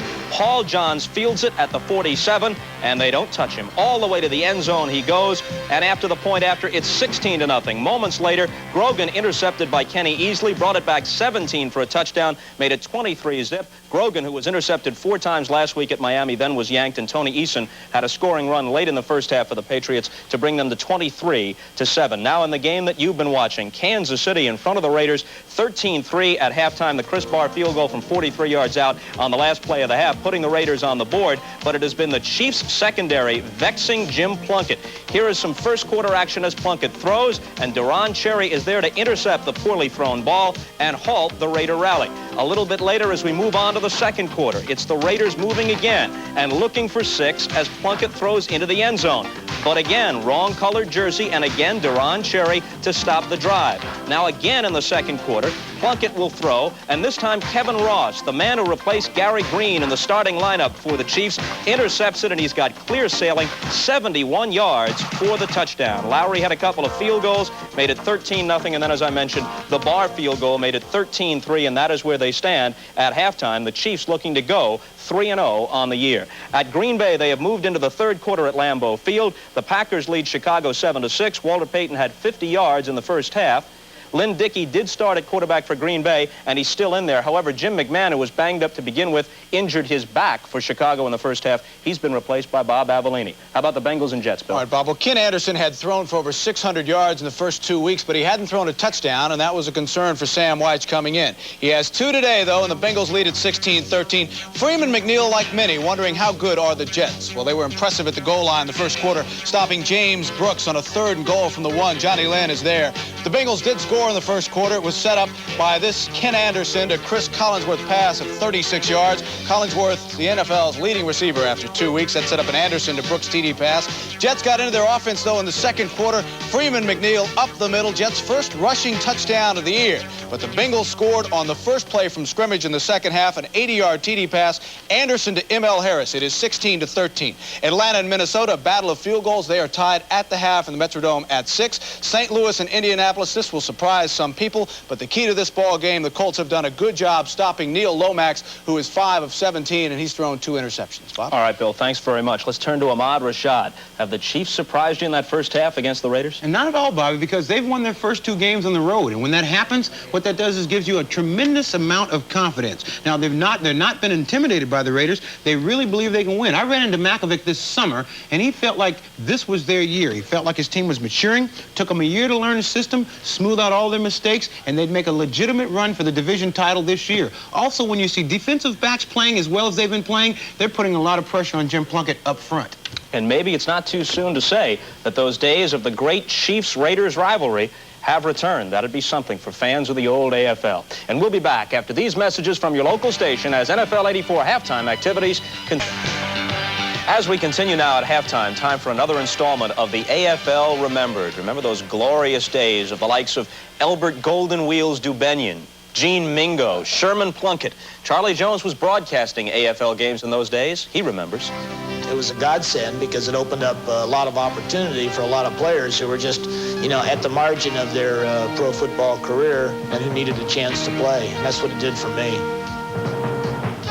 This is the AFL Remembered, featuring Getting on Track, hosted by Charlie Jones. No one knew much about what we were supposed to do, but we were all eager to do it. And it was kind of trial and error. One of the great things to me about the AFL at the beginning was the owners at a league meeting listened to the football people. In fact, they deferred to the football people. Billy Sullivan got up and said, we have some of the greatest loophole finders in the history of the world in this room with Faulkner, Klosterman, Locusow, Al Davis. Why don't we get out of here and let them work it out and not tell us about it? Just go do it. And so the so-called football people set their sights on acquiring players for their league. for us to have a great league, we needed great players. So that was one of my goals, to attract great players to the Chargers and even to the entire American Football League. And Walt Sweeney was a great offensive end out of the University of Syracuse. We signed him outside the locker room after his last game, and the Browns were waiting inside the locker room, figuring that he'd come in off the field. We got him before he come off the field. The war for players is now underway, and the National Football League will not sit quietly by. I can remember the coaches saying, these are a bunch of young men who got an awful lot of money. It's their plaything. It's not going to last more than 1 year, maybe 2 years. So don't even think about that league, because you don't want to degrade yourself to go play in the American Football League. It's the minor leagues. You're in the major leagues right here in the National Football League. And they had us believing that sort of talk. I remember telling one kid, you have two choices. You can take that propaganda book the NFL sent you, and you can read about all the records. Or you can go with us. We don't have any book, but we give you a pencil and you can write the records. Boston Patriot Gino Cappelletti will establish a record for points scored in a career as a receiver and place kicker. Oakland Raider Clem Daniels will become the AFL's all-time leading rusher.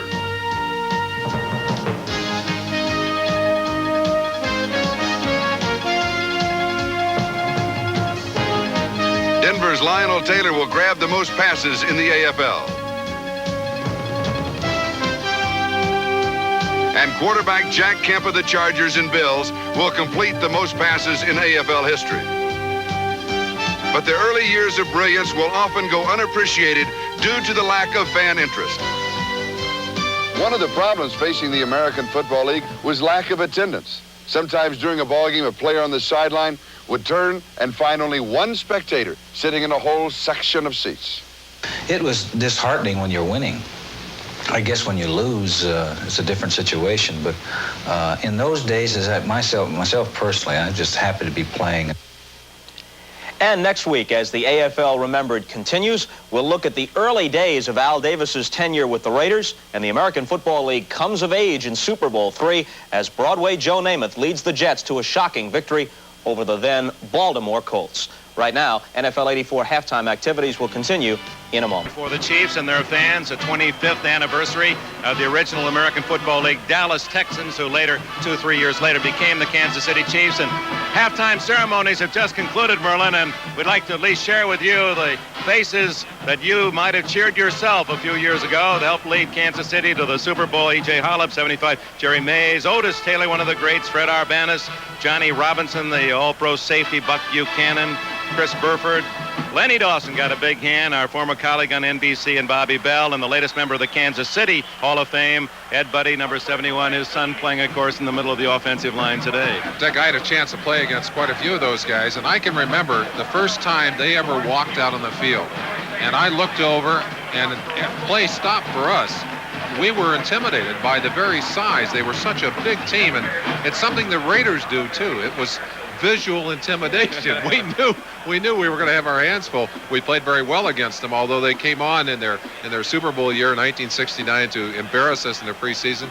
And we played here when this stadium first opened. I remember how impressed I was with this facility then, and still am for that matter. Of course, they originally played back at the Municipal Stadium. Well, the Los Angeles Raiders, true to form. They scored without a point the first half against Houston and won. They scored only 7 points and were tied 7-7 against Green Bay at home last week and won 28-7. And they scored but 3 against Kansas City and trailed 13-3 at the intermission this afternoon. And on this beautiful day in Kansas City, the Chiefs will get the ball first to open the second half. We'll return to Arrowhead Stadium, where the underdog Chiefs lead the Super Bowl champions 13-3. So Kansas City on the touchback of the 20-yard line. The first half statistics, most of the big numbers belong to the Raiders, but not the score. You see total time at the bottom. They almost had the ball the entire second quarter, but that big 71-yard interception for a touchdown by the Chiefs going the other way. Kansas City continues to lose the battle of statistics. They've lost it in both of their wins on the road. They don't mind as long as they can keep the score in their favor. Lowry, a field goal in the first quarter, then the big interception returned for a touchdown by Kevin Ross. Lowry made it 13-0 before Barr's 43-yard field goal. That was just at the gun. First down, Todd Blackledge, the second-year quarterback from Penn State.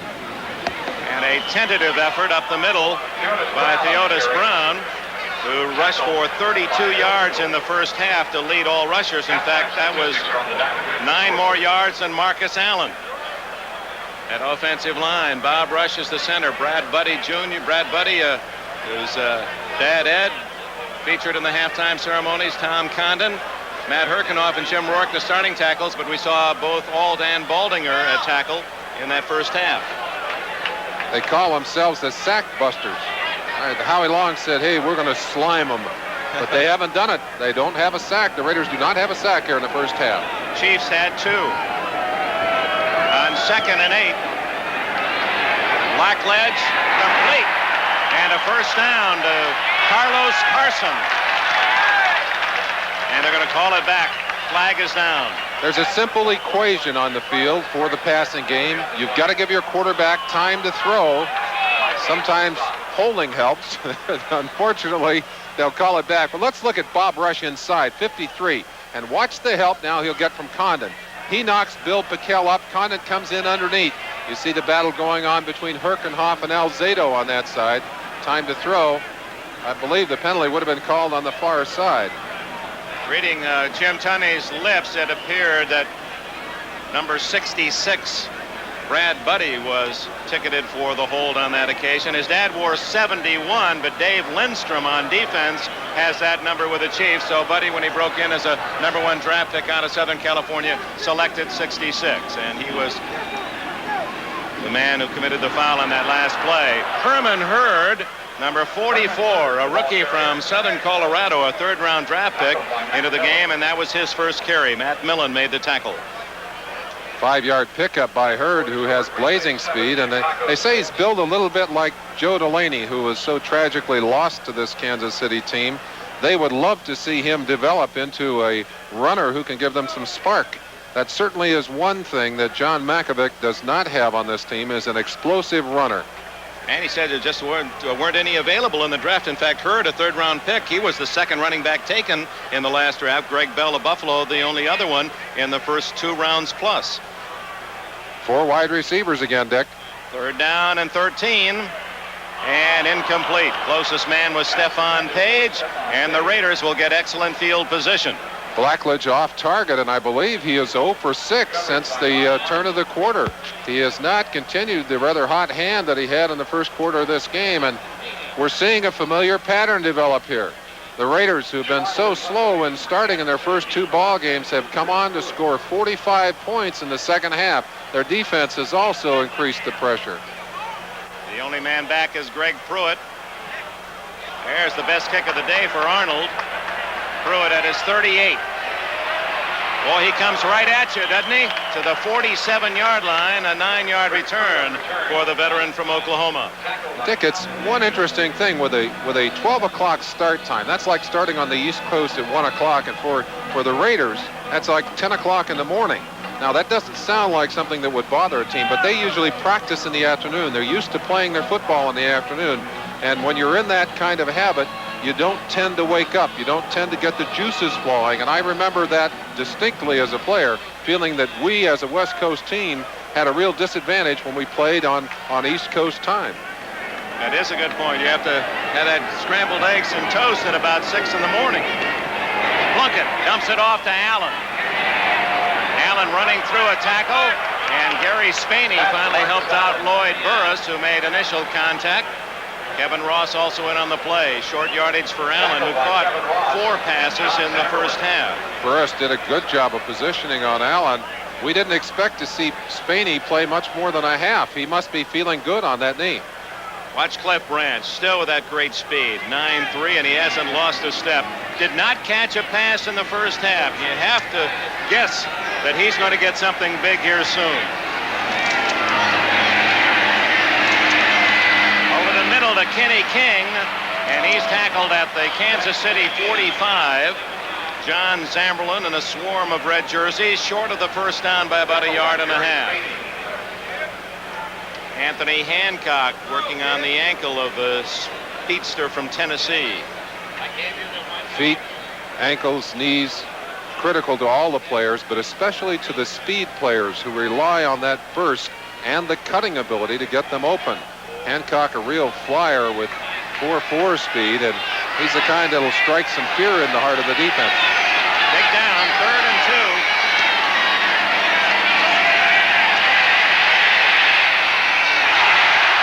An excellent play made by Zamberlin, 56, as he moved quickly to bat it away from Derek Jensen.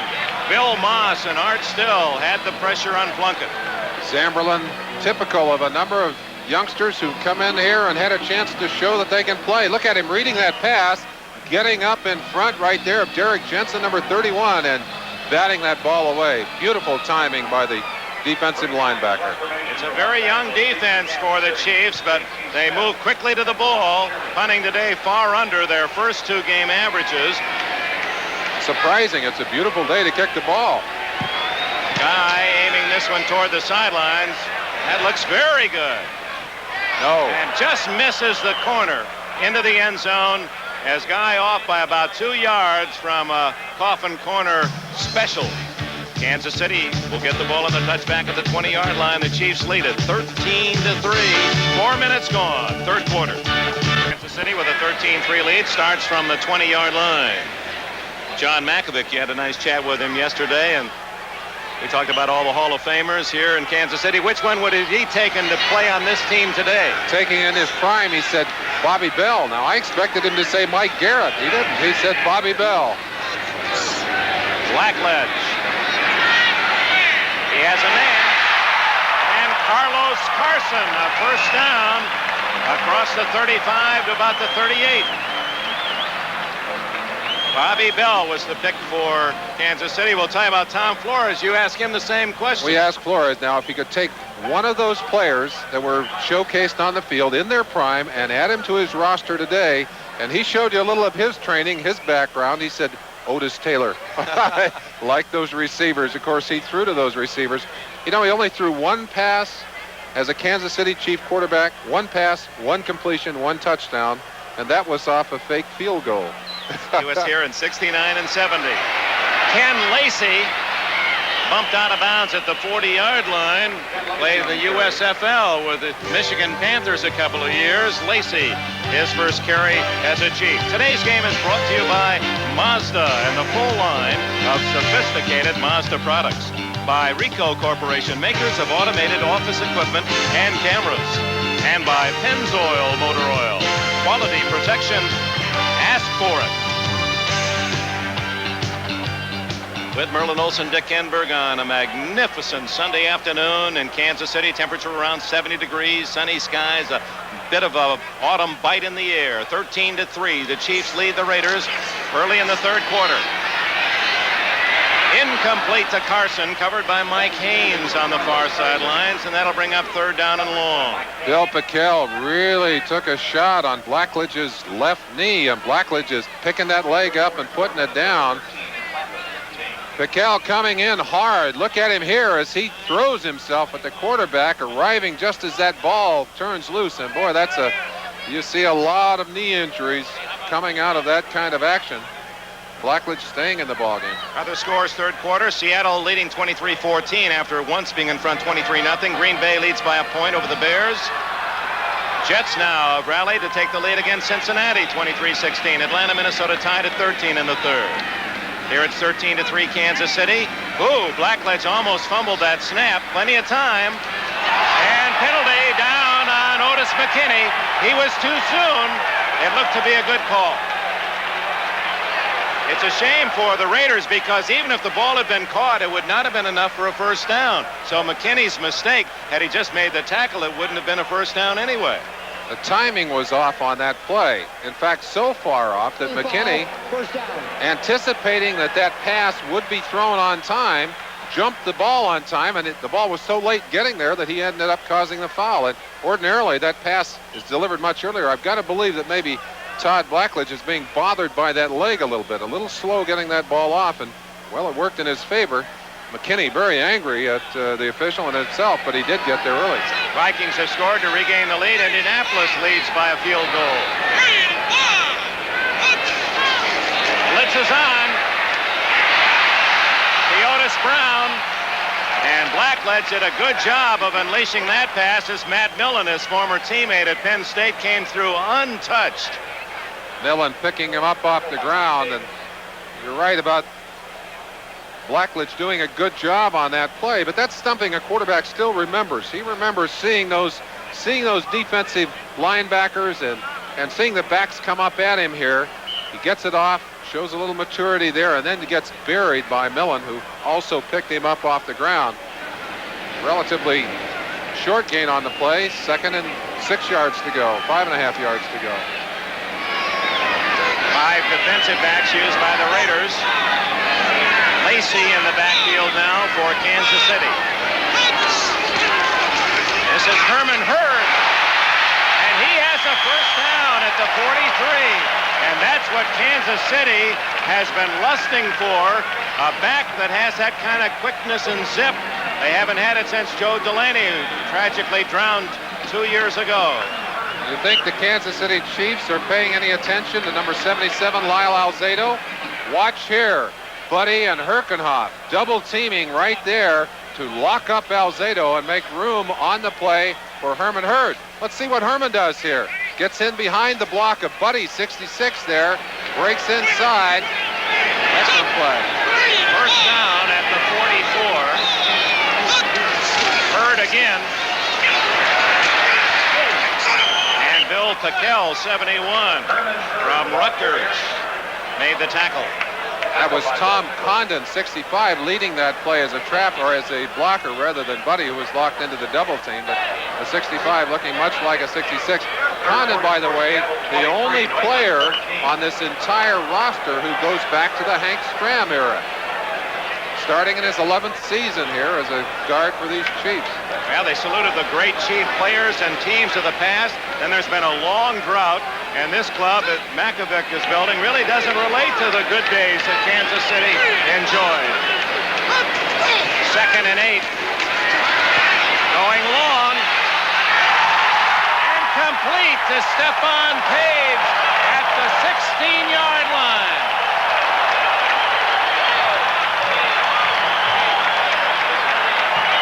The Chiefs did a great job of picking up an all-out blitz and gave Blackledge plenty of time. You've got to be able to pick up the heat, pick up the rush, and give your quarterback time to throw the football. There comes the blitz. Rod Martin on this side, Jeff Barnes on the other side. A full all-out blitz. That means man-to-man coverage. And they were able to take advantage of it. There's Martin. They got him. They got everyone. Alzado got in there late, but not till the ball was gone. 26 yards on the play. Here's Hurd. He went right underneath Lyle Alzado, and Alzado, look, where'd that guy go? And ducked into about the 16-yard line. Lyle says, you're too small. Send you to another league. I can't find you. Reminiscent of Mike Garrett, a small back who played here many years. That was one of his famous tricks. He'd just duck under and hide behind all those big offensive linemen, and you never knew where he was. Ball inside the 16-yard line. 2nd down and 8 for Kansas City. 9 minutes left in the 3rd quarter.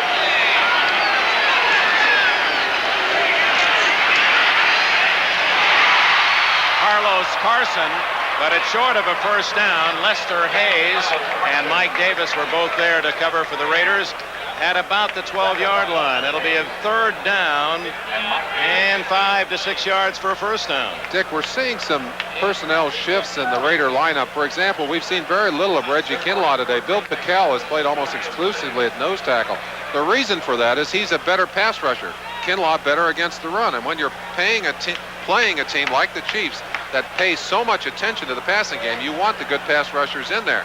Chiefs doing an excellent job of getting the ball downfield. Let's see if they can take advantage of it and get some points on the board. Henry Marshall, who has not caught a pass, is to the right.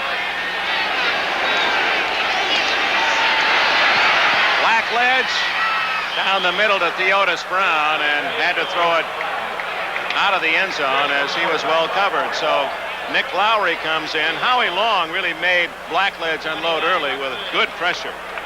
Long working on Jim Rourke, big number 70, and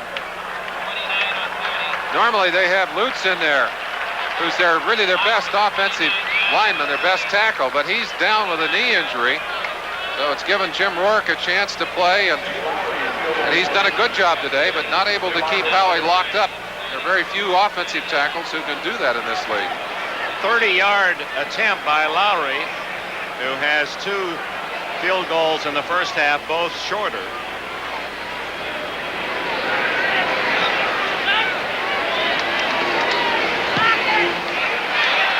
It hit the upright, no good.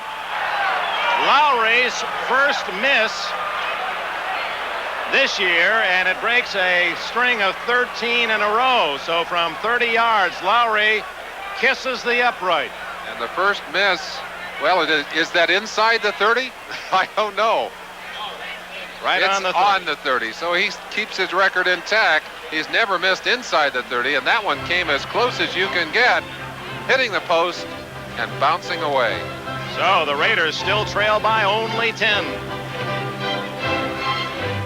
Here in Kansas City beat out Jan Stenerud, but he has just missed a relatively easy 30-yard attempt, and it remains 13-3. Marcus Allen gains 5 to the 25-yard line. Emotionally, that miss by Lowry, will it have an impact? Dick, I really believe that hurts the Chiefs.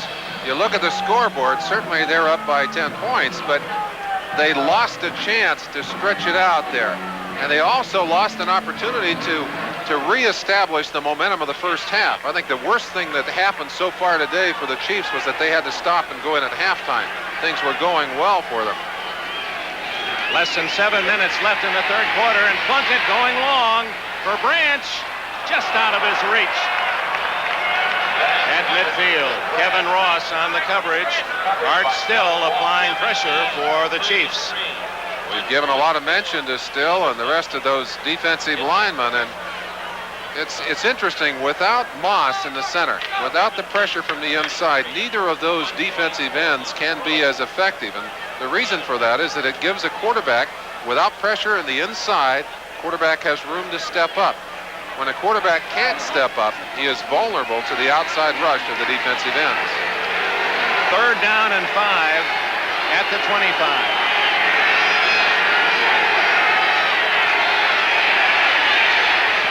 Oh, that's interference. Todd Christensen hit by Lloyd Burris before the ball arrived. It'll be a first down at the 32-yard line.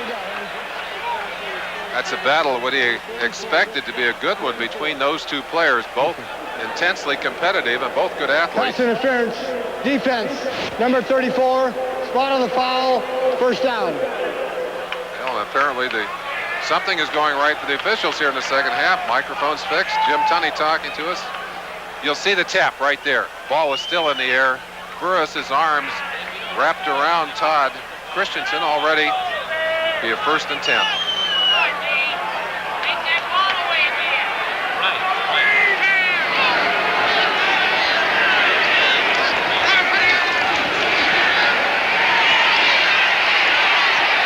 Wide open is Christensen, and he's out of bounds at the 29-yard line. That's the biggest play of the day for the Los Angeles Raiders. 37 yards as Christensen has his 7th catch of the game. 7 catches today. He's only had 8 in the first 2 games. Certainly picking up the pace a little bit. No way to reach 92, which was his record for last year on the basis of only 4 per game, but here in the third quarter he's already caught his 7th today, Dick. And would have had another but for the penalty on Burris, the interference. So trailing 13-3, Plunkett, first down at the 29. Barnwell, and another first down at the 16-yard line, and suddenly Plunkett and the Raider passing machine is working very smoothly. Something we often see in a game marked by emotion, especially when you see a young team in action. And I think maybe we'll see some of it today here in the second half, and that is that you burn off so much energy and you burn off so much enthusiasm that it's hard to keep the pace throughout the second half. That's something John Mackovic has to worry about. First down at the 16-yard line. Plunkett, either a quarterback draw or a misplay. Plunkett didn't get that ball cleanly from the center. He almost fumbled it and was so late getting his hands on it, knew he couldn't make the handoff, went right up the center. Here you'll be able to see it. Now watch Plunkett. He'll take this snap. He'll almost drop the football. He loses it right there. Look at that. Now it's too late. Now all the defensive linemen are reading the play, and Plunkett just stepped right up through the middle. It looked like almost like a planned play, but it wasn't. A good ad-lib by Plunkett, and he gained over 5 yards. Marcus Allen. And he is close to a first down at about the 7. Gary Spaney led the defensive charge. Man who must be feeling a little bit better about his team's performance. Al Davis, I'm sure, very angry at the way his team performed in the first half. The penalties, the mistakes, the sacks, and certainly not the kind of football that these Raiders have established as a championship team. Indianapolis leading St. Louis by 6, 20-14. Couple of extra blockers in for the Raiders, and a couple defensive linemen added to the Chiefs front line on 3rd and 1.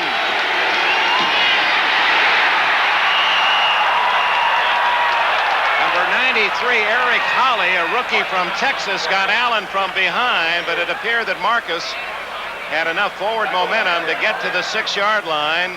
We may have a measurement for a first down. They're going to bring it in. Shelby Jordan, 74, in at tight end on this side. The Raiders stacking big bodies side to side, but you see the penetration there, and had Marcus Allen not been going straight forward, if he had been going toward the sideline, he would not have been able to get down even close to that first down. It is a first down. First and goal from the 6-yard line. With 5 minutes and 10 seconds left in the third quarter, the Raiders are just 6 yards away from reducing Kansas City's lead to 3. You see a very calm exterior on Tom Flores on the sideline. He does provide that consistent, level feeling, but I would imagine he'd shoot pretty hard on his charges at halftime.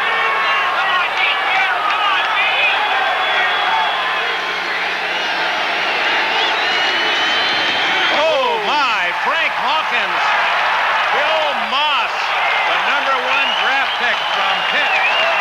Number 63, and Calvin Daniels, 50, hit Hawkins stone cold at the line of scrimmage. Now the Raiders threaten here in Kansas City. Let's go to New York. All right, in the Meadowlands, the Jets are starting to stretch it out against the Bengals. Freeman McNeil over 130 yards on the day, his second touchdown this afternoon. This one of 33 yards, and suddenly the Jets are out in front by a score of 33-16. So the Jets trying to make it 2-1. These two teams trying to go unbeaten through the first 3. Plunkett, out of time. Todd Christensen, it appeared that Charles Jackson, number 51, got a hand on the ball and deflected it through the fingertips of Christensen. There's a holding call being assessed against the Raiders on that particular play. That's going to march off half the distance to the goal line, Dick, and give them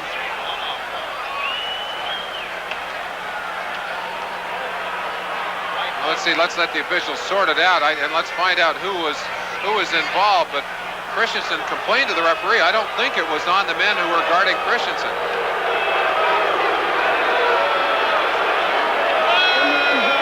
The distance of the goal line, first down. Holding in the end zone, first and goal at the 3 after the half the distance mark-off. We did not see a flag anywhere near Christensen. It must have been on one of the other receivers. Allen and Hawkins split wide behind Plunkett. Plunkett to Christensen for the touchdown.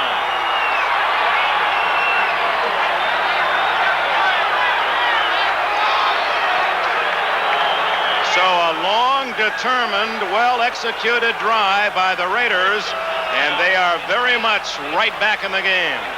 3 yards on the touchdown throw to Christensen. You kind of feel some of the enthusiasm ebbing from this capacity crowd as Christensen gathers the ball into his hands for his 8th reception of the day, his first touchdown of the day. His 2nd touchdown this year. Barr's try for point. Blocked! Oh, that could be a very big play. Calvin Daniels. Yes, number 50, Calvin Daniels bursting in, and someone is hurt on the play. We've got a Kansas City Chief on the ground, but Daniels looking much like another celebrated linebacker out of his same school, Lawrence Taylor, as he bursts in there. Look at him coming in from the left side, or the right side of your screen. Daniels, number 50, came in over the offensive left side, made the block. He and Lawrence Taylor were teammates at North Carolina.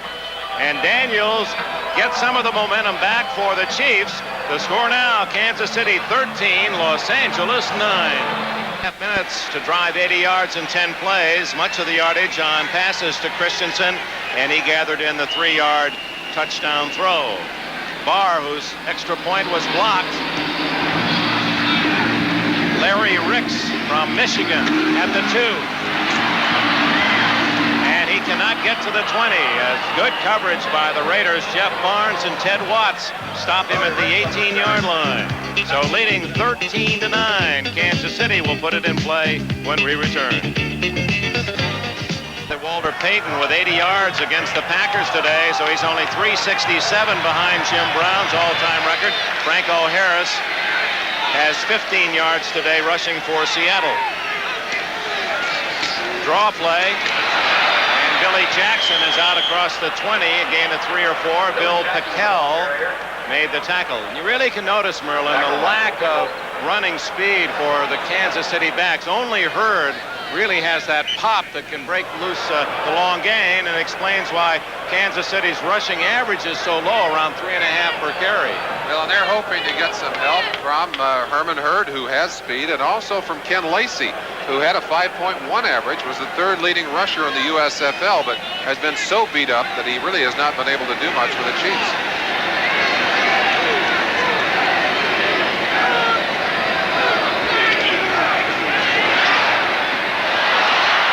Almost intercepted by Mike Haynes, who was covering the intended receiver J.T. Smith. And Haynes said, "Oh, I don't get many chances like that." He wasn't really looking for the ball that quickly. Just get a feeling that the timing is not quite there for Blackledge, who started this game having things kind of his way, but has not really thrown the ball that well since the first quarter of this game. And a couple of passes batted away like that could easily have been intercepted by the Los Angeles Raiders. 3rd down and 7. And out of the shotgun, Blackledge. 4 wide receivers in for Kansas City.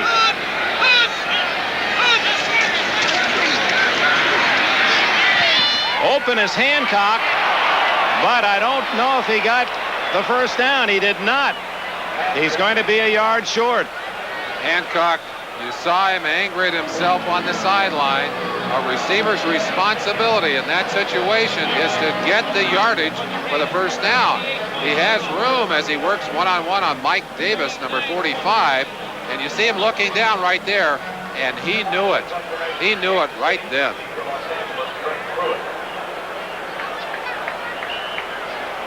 With 2:51 left in the quarter, Jim Arnold to punt. Ooh, that was close to being blocked. Lester Hayes was in. Greg Pruitt fumbles. And down he goes at the 32-yard line. Ken Jolly, a rookie from Mid-America Nazarene in nearby Olathe, Kansas. Boy, talk about a long shot to make the National Football League. Jolly, well, he didn't make Greg Pruitt happy, but that was a big play. It'll be the Raiders' ball, trailing by 4 with 2:42 remaining in the 3rd quarter when we return to Arrowhead. With 2:42 left in the 3rd quarter, a chance to play a little NFL trivia. The Raiders and the Chiefs They were involved in the very last American Football League game played. That was before the merger, the '69 AFL Championship. Who scored the last AFL points ever? And with a hint, he still is active as an NFL player. The last points scored in the American Football League were by whom? We'll give you the answer in a bit. There's the Kansas City version of the wave. Interesting how emotion can turn on single plays, and looking back, that blocked extra point had to pick up the Chiefs a little bit after they gave up that touchdown. Let's see what their defense can do against the Raiders here. Plunkett, good protection, and Cliff Branch has his first catch out at the 50-yard line. An 18-yard gain.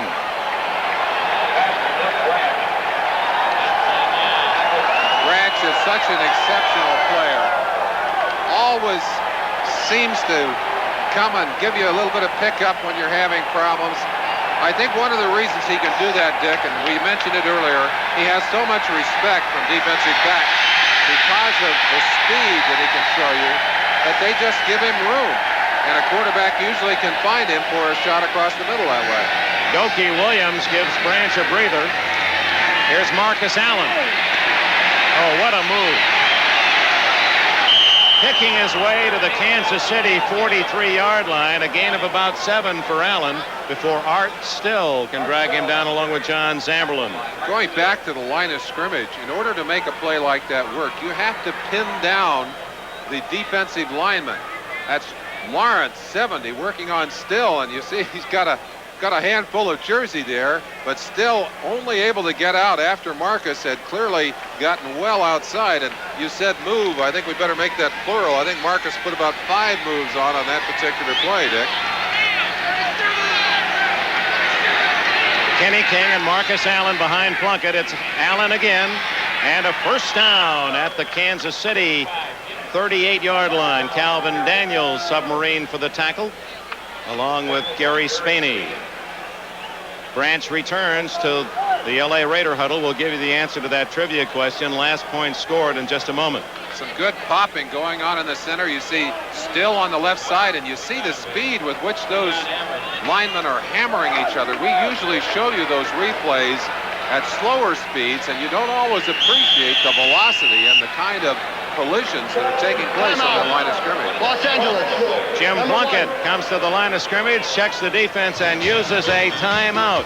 It comes with 40 seconds remaining in the third quarter. The defending champions, Los Angeles Raiders, trailing here in Kansas City 13-9. And Tom Flores and Plunkett, a couple of quarterbacks deliberating this upcoming call. Flores, if he's successful today, will have won his 50th game in just a little over 5 years as the head coach of the Raiders. I think it has to help a quarterback to have a head coach who is also a former quarterback, who really understands the pressures and the anxieties of being out there and being in charge. And it's good to remind people again that Jim Plunkett is one of the few quarterbacks in the NFL who still calls his own plays on the field. Most offensive teams signal in their plays or send them in with receivers.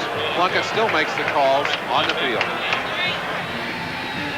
He has a first down call at the 38. Well, just as Flores, an ex-quarterback, so is John Mackovic, a former Atlantic Coast Conference All-Conference quarterback at Wake Forest. Marcus Allen going to throw, and there's Christensen open, but Allen hurrying his pass because that same number 67, Art Still, was in the way. He has had a fantastic game for Kansas City. Still has been around the ball all afternoon. Dick, he did not play extremely well in 1983.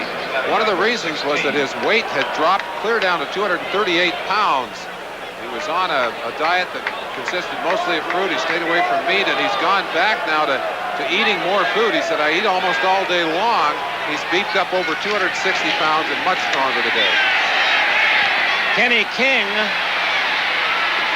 and he's brought down by Charles Jackson and company. This telecast presented by authority of the National Football League, intended for the private use of our audience. Any rebroadcast or other use of this telecast without the express written consent of the Kansas City Chiefs and the National Football League is prohibited. A near sellout, if not a total sellout crowd of 78,000 at beautiful Arrowhead Stadium on this terrific football day, and apparently that will be the last play of the third quarter. There's the gun, the end of the quarter. We go to the fourth period in Kansas City. Well, maybe not quite yet. Let's hold on. 1 second on the clock before we break away. Let's see whether or not the officials have called a timeout. Nice to hear the music anyway. It's a classic day. It's the kind of music that goes with a beautiful blue sky and a light breeze that has kept everyone cool and comfortable here today, including the many fans who jammed Arrowhead Stadium. Actually, the official attendance now, more than one, 75,111. It's the 9th largest crowd in Arrowhead history. Zebras having their own meeting on the field, and there will be one more play before we go to the quarter. No, there's 1 second. He wound it down, and that is the end of the third quarter. 1 second. Boy, I would never want to see you in one of those striped uniforms. We couldn't trust you at all. That is the end of the third quarter. Finally, with a score in Kansas City, 13-9. We'll be back after these messages from your local station.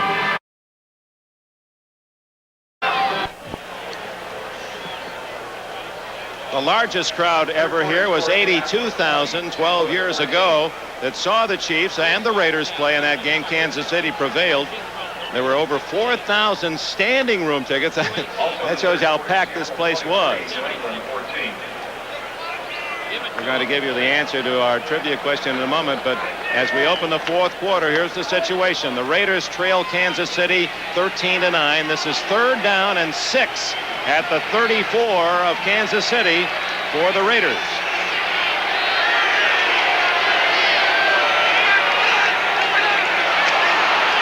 Kansas City was offside, and Bill Moss gets Plunkett, but that will be for naught as the Chiefs lurched offside on the snap count. Defense 67, yes. They're going to call Art Still as the man who jumped early. Jake! So instead of a sack and a 4th down out of field goal range, Art Still kind of leaning offside on anticipating the snap count. Offside, number 67. 5 yards, still 3rd down. So it'll be 3rd and 1 instead of 4th and about 14. You get the feeling, Dick, that the Chiefs defense, which has given up a great deal of yardage in their first 2 games, again, allowing an offense to penetrate their territory, and now, unless they can get a turnover, Raiders may get a point. Marcus Allen has a 1st down and more to the 26-yard line. In behind the double tight ends, Todd Christensen and Dave Casper. Well, the last point scored back in the 1969 AFL Championship, the last game played in the old AFL, were by whom? Well, here is the visual answer. Number 3 of the Kansas City Chiefs, John Stenerud, 22-yard field goal. As I recall, that was the final score and a 17-7 win for the Chiefs, and sent them to the Super Bowl where they beat the Minnesota Vikings. That moment, the last scoring play of the old AFL. Jan Stenerud, the answer, still kicking with the Minnesota Vikings. Plunkett going long for Branch, and that's going to be interference in the end zone.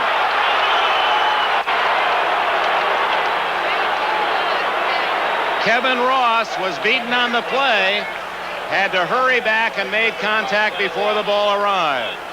Kevin Ross has played extremely well in this game. 71-yard return for a touchdown, has made a couple of other bright plays. Pass interference, defense, number 31, in the end zone. Ball But he showed us right there again that he is a rookie. Branch got him turned around, and Ross coming back, trying to recover. And look at him here. Arrives before the football. No choice for the referee. He's got to throw the flag. So it's 1st and goal for the Raiders at the 1-yard line in a penalty-filled game. Both teams over 100 yards. No coach likes to see that statistic in double figures.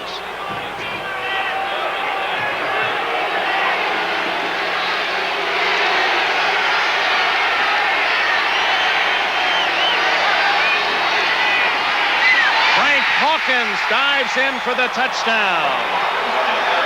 And the Raiders lead for the first time today. Dick, we attributed some of what we saw in the first half to the fact that the Raiders were not up to speed. But there's something else that really has an impact, and that is that this Raider team is so big and so physical that they just beat on you and beat on you until it begins to take its effect, and usually that's in the second half as their physical pounding and superiority begins to take effect. Barr, whose last extra point was blocked, nails that one, and for the first time, the Raiders see themselves in front. The score now, Los Angeles 16, Kansas City 13 on Frank Hawkins' 3rd touchdown of the year. So after leading 13-0, the Raiders have scored 16 unanswered points and now lead Kansas City 16-13 as Barr will kick it off. Oh, an onside kick, and Barr himself covers it, but not in time. I think they may say he touched it before it went a full 10 yards. Or that the Raiders were offside. It did appear that that far side, that there were several men in front of Barr before he made contact. Barr, the ball had gone 10 yards when he fell on it. Now they'll untangle. Let's see what Barr actually did on that play. An interesting and a perfectly placed kick. Barr faking the long kick, dribbles the ball. Now it's got to go past the 45-yard line. Now I think what they might rule is that Barr himself was not past the yard line. The ball has traveled the 10 yards. Barr says there's no way. The ball went beyond the yard stripe, and we've got a Raider player still on the ground out there. They're saying that Derek Jensen, 31, touched the ball before Barr. Well, maybe it touched his heels as they ran out in front of that ball. Can we look at it again? Maybe we can see that. Let's take another angle of that last play and see if we can see that from our shots. This is the shot from the end zone. Players coming in now. I don't think it touched Jensen. I thought perhaps that somebody on the far side might have been offside, but that's the only thing that we could see a flag for. We've got another shot from the sideline. Maybe we'll be able to see it here, Dick. 31. Derek Jensen, the man they say that the ball touched, and then watching him streak. Well,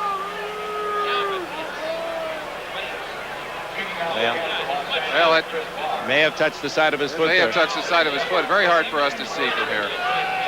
Nevertheless, a 5-yard penalty, and the element of surprise is now gone. Boy, the Raiders really had caught the Chiefs with their backs to the ball. High kick. Larry Ricks at the 8.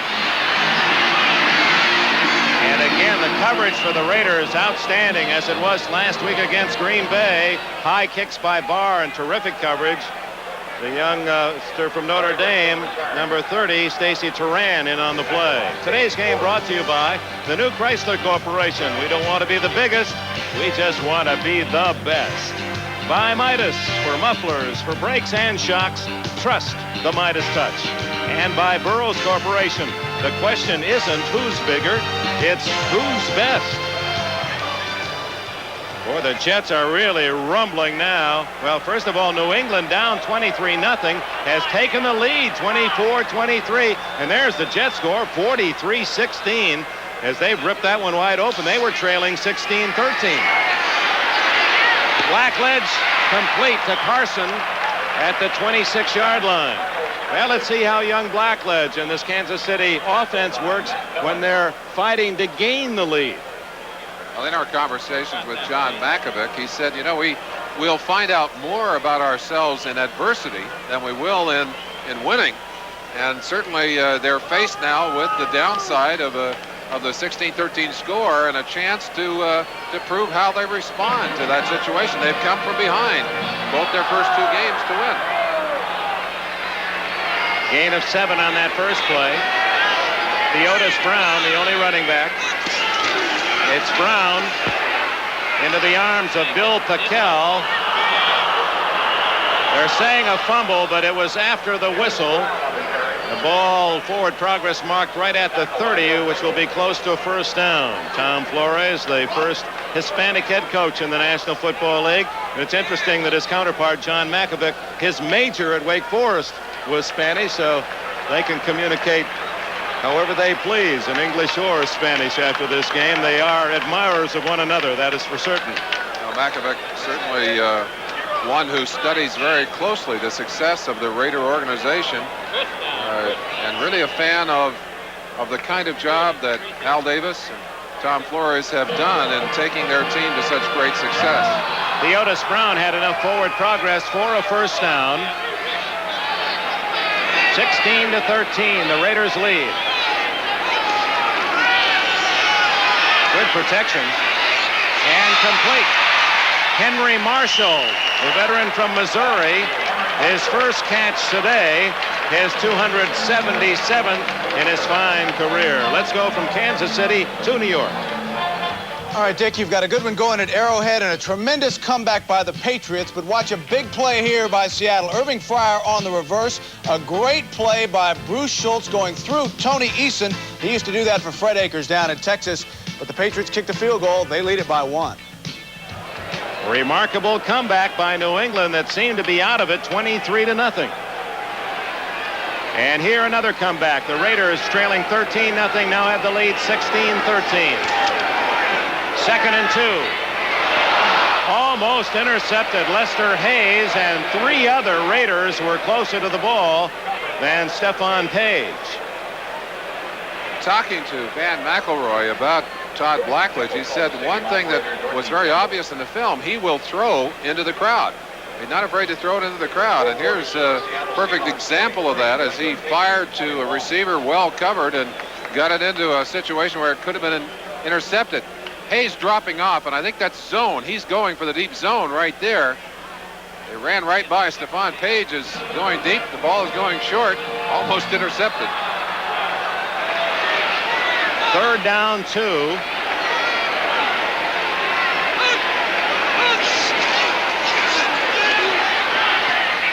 Oh, what a play by Carlos Carson. He took it right away from Lester Hayes. Oh, my. I don't think Hayes can believe it yet. Hayes was sure that he had an interception. And Carson did a magician's act. Picked his pocket. You won't see many plays like this one ever in the NFL. Hayes has perfect position. Takes the ball. And look at Carlos, just reaches in, strips it away. I think he caught it behind his back when it finally popped loose. Another shot. Look at the ball. He reached in and absolutely stripped it away from Lester Hayes. 14-yard steal by Carson. Indeed. First down at the 49 of the Raiders. Uh-oh, here comes Rod Martin. And Blackledge makes the tackle at the 39-yard line. Rod Martin. He got away with it once. He got away with it twice. The third one went back the other direction, and Todd Blackledge, who'd only had 1 interception coming into this game, suffers through his second. This pass thrown to a receiver that was well covered as Rod Martin had dropped back and found himself right in front of the receiver. He knows how to put that ball in his hands and head upfield. So Rod Martin, a great defensive player with a big interception. The Raiders have the ball at the Kansas City 38. Rod Martin, who was injured earlier in the game, but certainly all right, feeling mighty good now with his 11th career interception. First down Raiders inside the Kansas City 39.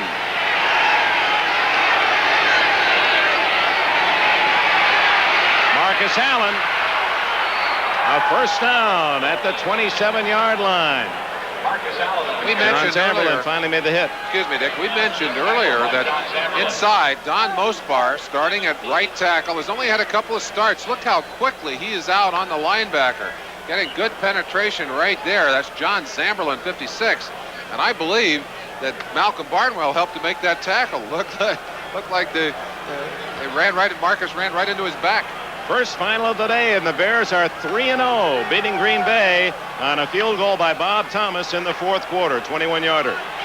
Plunkett to King.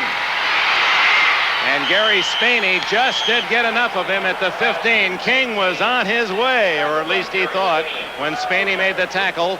A first down again for the Raiders, who now are moving almost at will. Dick, one of the things that we knew coming into this ball game was that Bill Moss had a bad ankle. It's kept him from working as hard as he would like to during the week. And on this particular series, and as we got into the second half, he has not been able to get as much pressure up the middle. As a result, Plunkett's having more room. He can step up. He can see his receivers better, and the results are obvious. Leading 16-13, the Raiders with 9:25 left in the game. First down at the 16. King. And a good play made by 99, Mike Bell. His twin brother Mark, defensive end at Seattle, now with the Colts, who are leading St. Louis 33-24 in the fourth quarter. Now the Colts trying to go 2-1. Let's pause briefly for station identification. This is the NBC television network.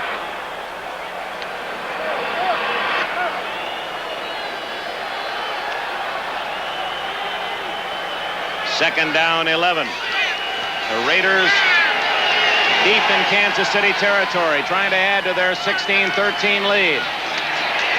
Good protection. Wide open is Malcolm Barnwell. And finally bumped out of bounds at the 6-yard line.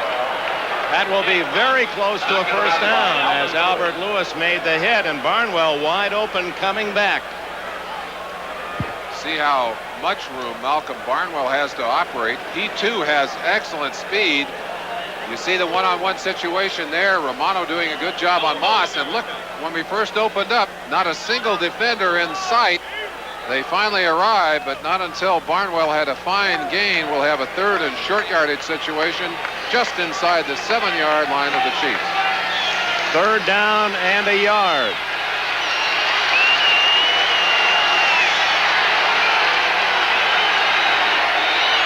Frank Hawkins, he didn't make it, I don't believe. He ran into something very solid. I believe it was Art Still.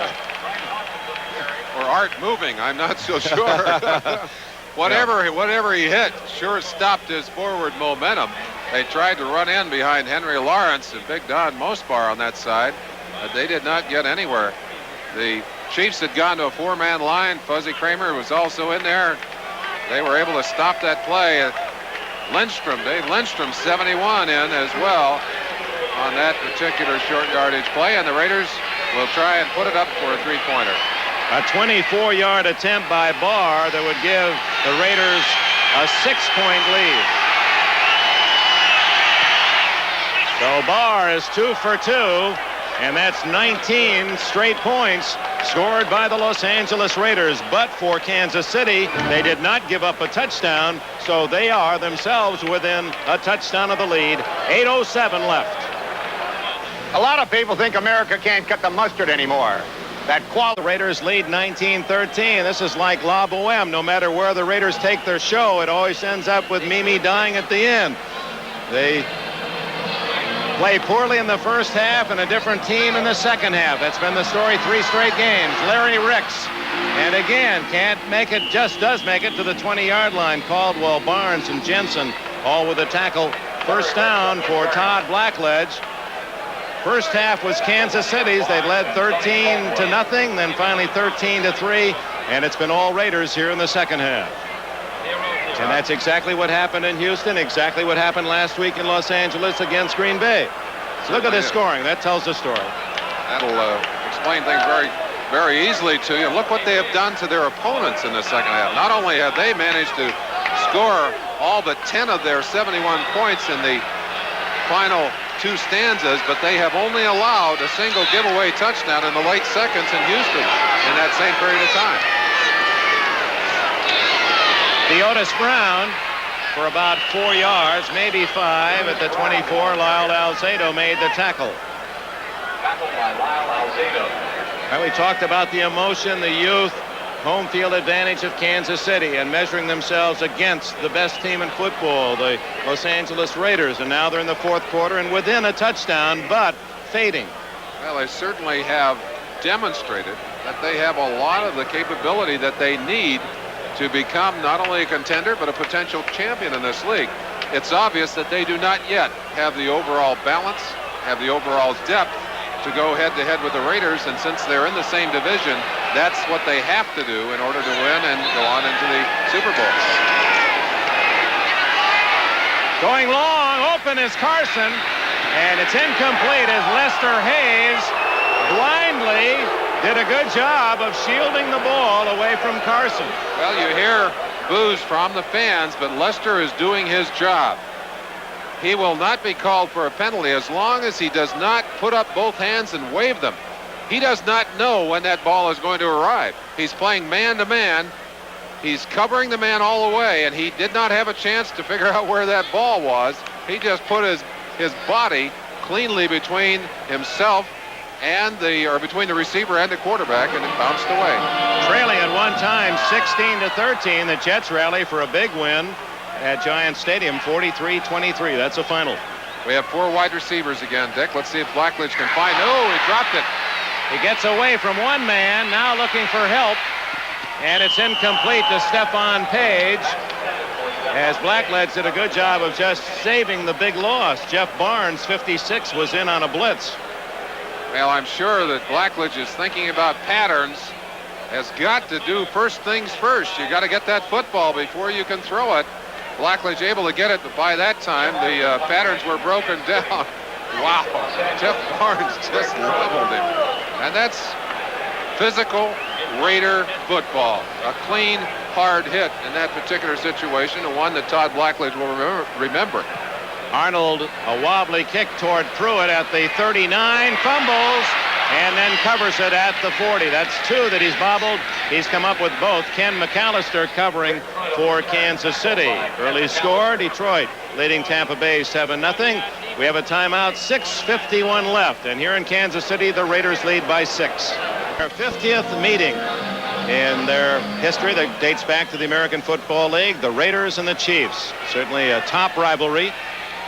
Kansas City emotionally sparked by a 71-yard interception for a touchdown by Kevin Ross, led 13-0 into the final seconds of the half, but it's now 19-13 Raiders. Plunkett intercepted, no, yes it is good. Lloyd Burris got both feet down. Lloyd Burris.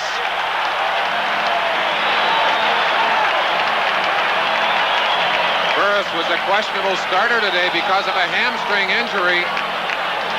Has had his problems containing Todd Christensen, his primary responsibility.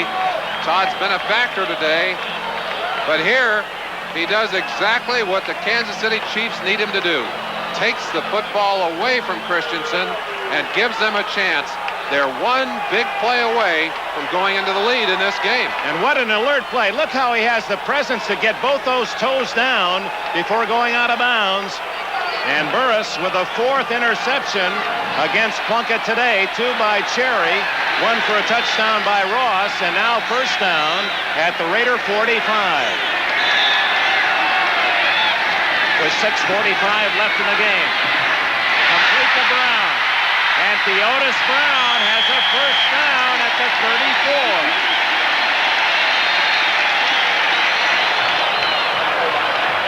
That crowd is back in the game.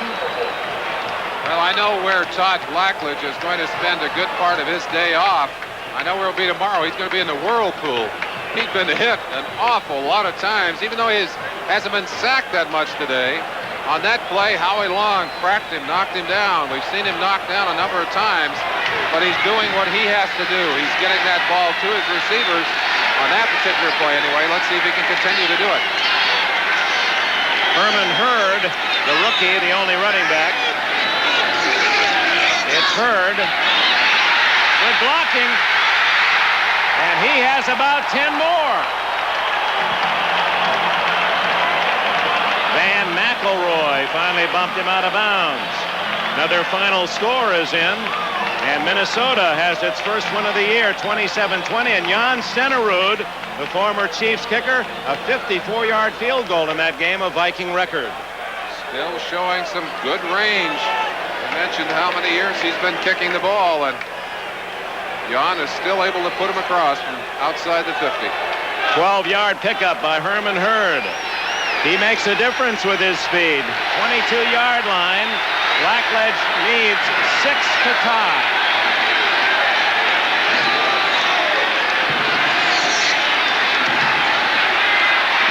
Going deep. And a flag is down, and I believe this is going to be against Lester Hayes.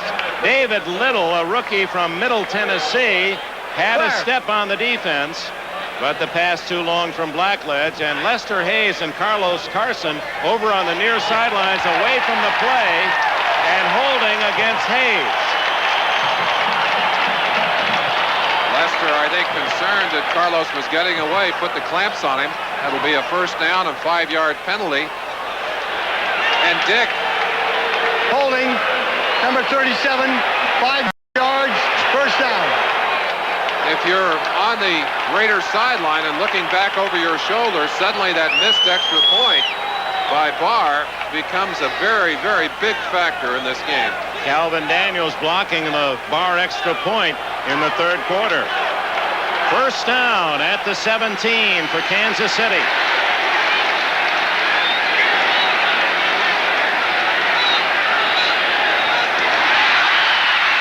Raiders were offside. Billy Jackson. Look at him go to the 8-yard line. The Raiders, knowing they were offside, may have relaxed a bit, and Jackson gets about 10. Billy Jackson doing a good job, and it, in essence, is a free play for the Kansas City Chiefs. Probably take the yardage instead of the penalty, you'd think. Well, they'll have to give up the... Offside, defense, number 53, behind, second down.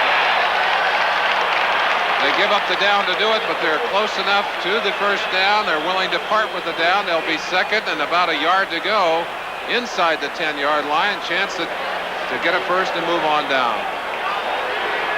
We welcome those of you who have seen the New York Jets rally and then win big against the Cincinnati Bengals. Here, the Raiders lead Kansas City 19-13, but the Chiefs have the ball, 2nd and 1 at the 8-yard line of the Super Bowl champions with 5:37 left in the game. The Otis Brown, a first down and goal for Kansas City.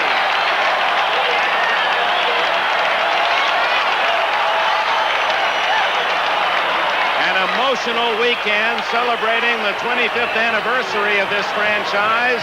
The Kansas City Chiefs and some 75,000 plus packed into Arrowhead Stadium on a beautiful football afternoon. The Chiefs led 13-0 until a Raider field goal at the end of the first half made it 13-3. And then Los Angeles, 16 unanswered points in this half to lead 19-13, but missed an extra point, and that is the difference between a full touchdown lead and only the 6 they now have. Herman Hurd. Is he in? Touchdown!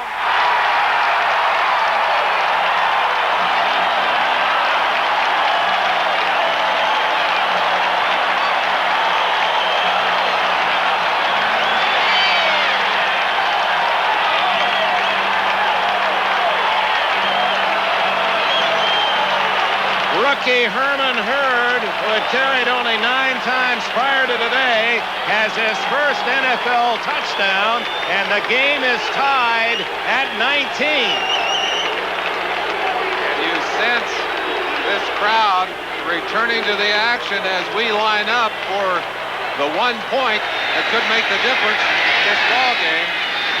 Lowry has put one into the upright earlier on a field goal. They need this extra point. They've got it.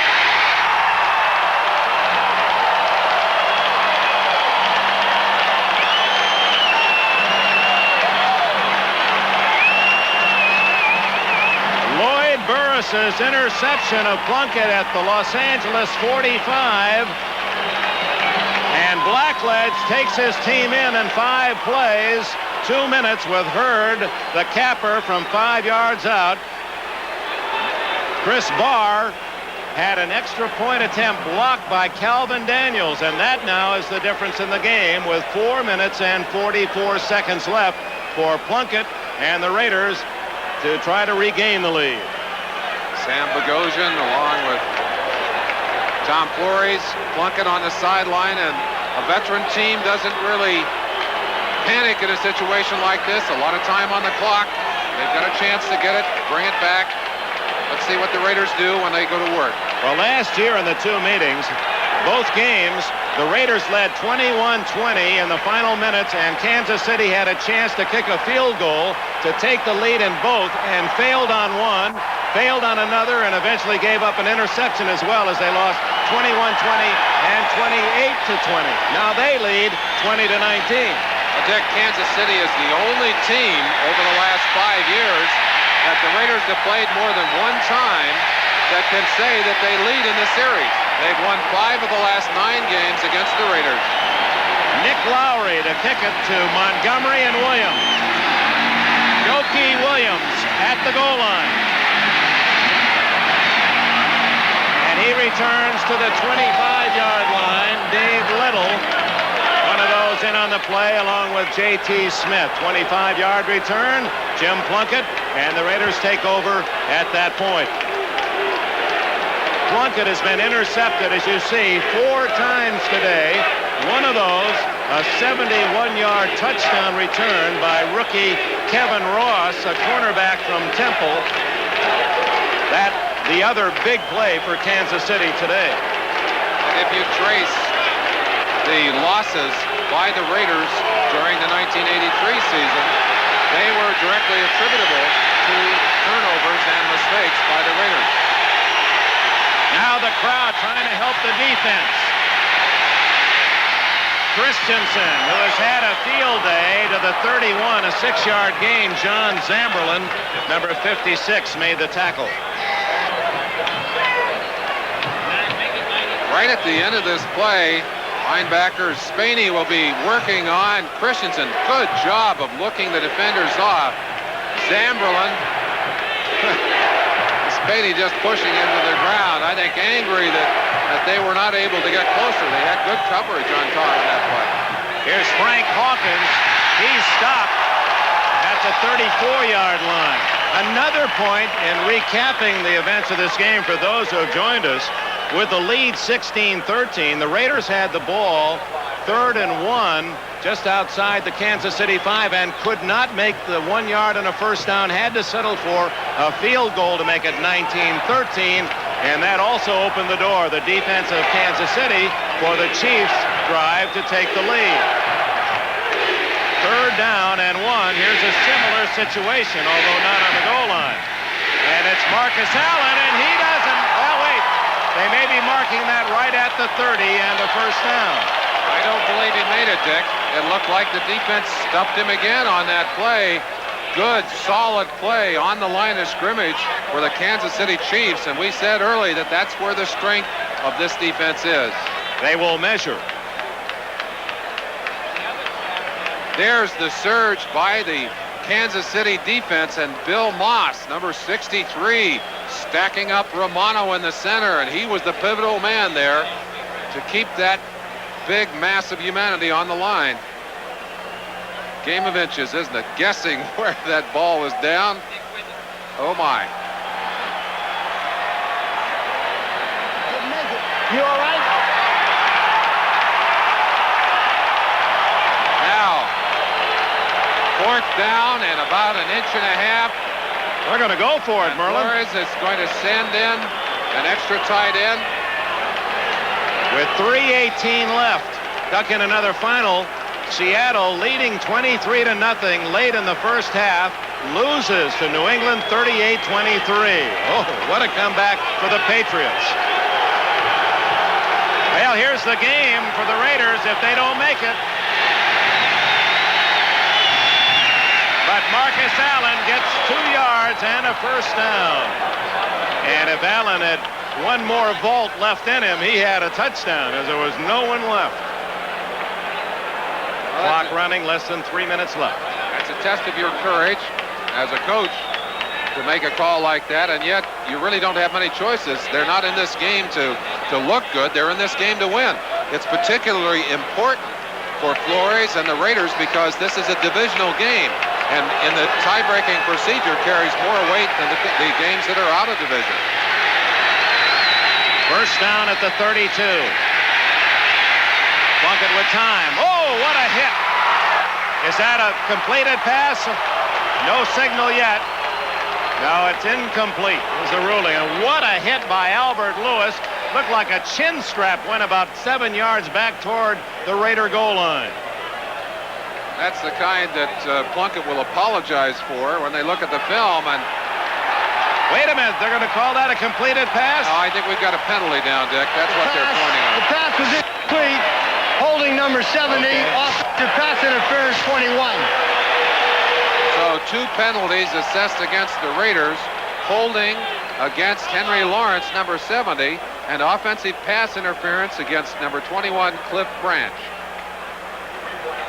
Gary Spaney, number 59, getting the options from referee Jim Tunney. Beautiful day and a magnificent crowd in Kansas City, and it's good to see this kind of football enthusiasm returning to this city with great early traditions, winning traditions, a Super Bowl. Number 4, Henry Lawrence is angry. Ball is marked back to the 27-yard line. You mentioned the pressure of the defensive ends, and Lawrence's job to keep Art Still out of the face of his quarterback. And Still has had a big game. Number 67 in red.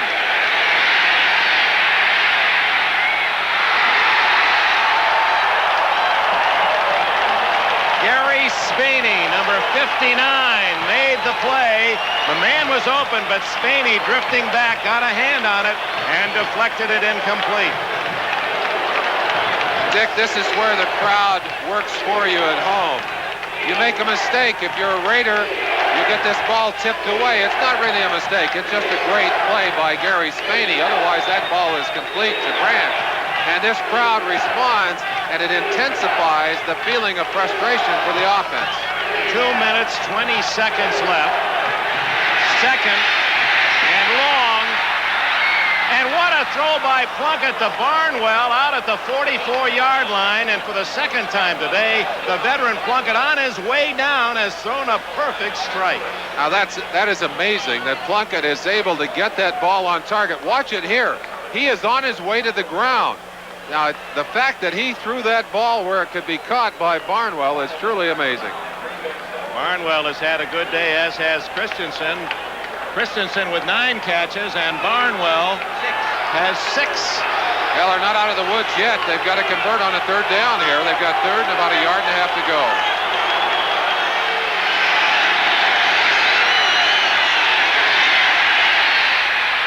Incomplete to Barnwell. That call was a little surprising on 3rd and 2. Now 4th and 2 at the 2:08 mark. Well, we said earlier that the Raiders, one of the few teams that allow their quarterback to make the calls in the huddle, and Plunkett usually right on the same page as Tom Flores. Flores himself may have second-guessed that call. As it is, they're going to have a crucial 4th down now. They made the first one in this series. Let's see if they can make it again. A little bit further to go this time. Listen to this crowd as many are on their feet.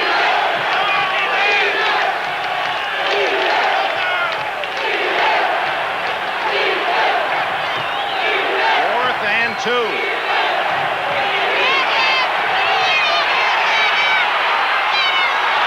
Complete to Allen, and there are flags all over the field. Allen down at the Kansas City 48. A first down if it counts. And apparently the penalty is against Kansas City. Raiders signaling, and there it is. Apparently against, it looked like it was in the area of Marcus Allen as he made that little move out of the backfield and cut across in front of Plunkett. Penalties really didn't matter in this case because he caught the pass anyway. Holding. 21 defense. Decline. Result of the play is a first down. First down at the 48 with 2 minutes and a second left. Another final and well, not a final yet, with 7 seconds left.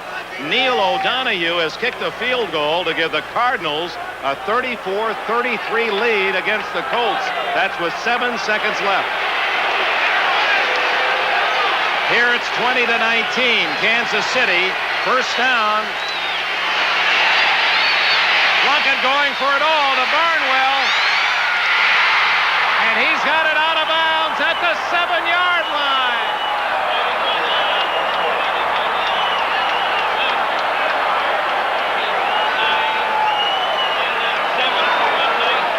And we have the 2-minute warning at 1:54 as Plunkett hits Barnwell on the run.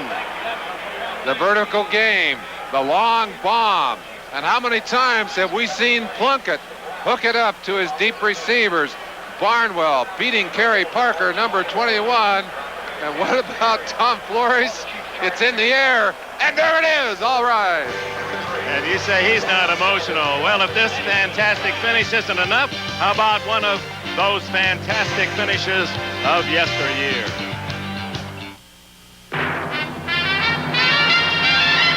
Alcoa presents Fantastic Finishes. 1980 Bart Starr's Packers have a chance to beat the Bears in overtime. Chester Marcole's kick is up and blocked. The ball bounces back into Marcole's hands. Nothing for Chester to do now but tuck it in and run. He picks up a needed block along the way and cruises 25 yards into the end zone. The Packers win 12-6 on their own blocked field goal on the game's final play. Now that's an instant replay. Chris Barr strolling the sideline saying, get me a extra point try. I'd rather that than a field goal. It's 21-20, Kansas City. Barr has hit his 2 field goal attempts. Of course, the Raiders ideally would like to chew up some time, stay on the ground, knock that clock down, and then get a touchdown as well. Let's see how they play it. They don't want to score too soon. Marcus Allen is down at the 5-yard line. A gain of 1, and the clock is running. 1:45, 1:44 left. We welcome those of you that have seen New England with a tremendous rally and the victory against the Seattle Seahawks. We have a dramatic finale here in Kansas City. The Chiefs have scored late to take a 2019 lead, and now with a timeout, the Raiders are 2nd and goal at the 5-yard line. Here's how the game developed. The Chiefs, sparked by a 71-yard interception for a touchdown by rookie cornerback Kevin Ross, took a 13-0 lead into the final seconds of the half when Chris Barr kicked a 43-yard field goal, 13-3 at the half. And then the second half was all Raiders, much as they have played their first 2 games this year. Not much in the first half, but dominating in the second half. The Raiders came back to score 16 unanswered points, then 19 to take a 19-13 lead. Then Plunkett was intercepted at his own 45 by Burris. Hurd, the rookie running back from Southern Colorado, scored to give the Chiefs the 2019 lead. And now on the possession after the kickoff, the Raiders have made 2 4th-down situations, and now with a long pass to Barnwell to the 7-yard line, have it 2nd and goal at the 5 with 1:32 left. And after a very slow start, the Raiders have indeed turned up the heat. And as you said, very aggressively went after 2 4th downs, one deep in their own territory and a second one with about 1.5 yards to go to keep this drive alive, to give Plunkett a chance to hit Barnwell and set up potential scoring points that will win the game for them. Marcus Allen up the middle to the 2-yard line. And the clock running with 1:21 left. And the one thing you cannot do if you're the Los Angeles Raiders here is cough up the football. Marcus Allen had both arms wrapped around that football, and that's dangerous when you're propped up that way and people are whacking on you. They're reaching for that football. They're trying to strip it. Very easy to get that ball knocked away. In the first half, while outscored 13-3, the Raiders had a plus 30 yards in offense. Then to show how they dramatically have controlled the second half, well, maybe not so much. 236 to 152. It certainly seems like they've moved the ball more effectively in this half. And for the third week in a row, the Kansas City Chiefs losing dramatically in the battle of statistics, and yet as of this moment, they are still ahead on the scoreboard by a score of 20-19. And Chris Barr just hoping to have one more chance at a kick. He's remembering the missed extra point, and it's unfortunate that we tend to focus in on the one missed kick. He's had 2 good field goals on the day, but of course he's remembering, as we are, the missed extra point, and not his fault. It was just blocked by an excellent job by Daniels sweeping in from the outside. The timeout situation is critical. The Chiefs have 1 left. The Raiders have 2. 3rd and goal.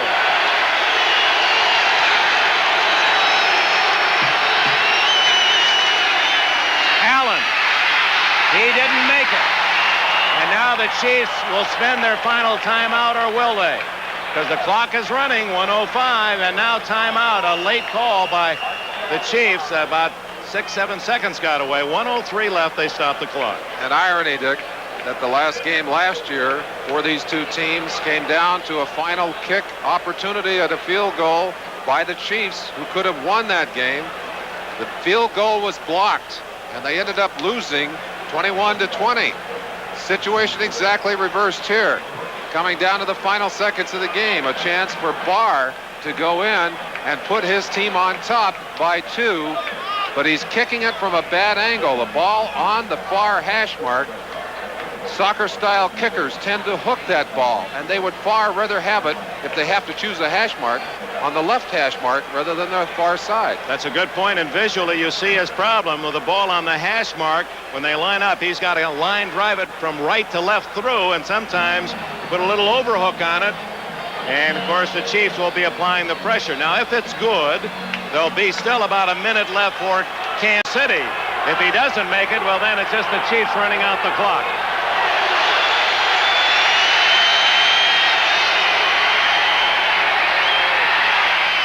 Perfect. And the Raiders lead 22-20. An 18-yard field goal.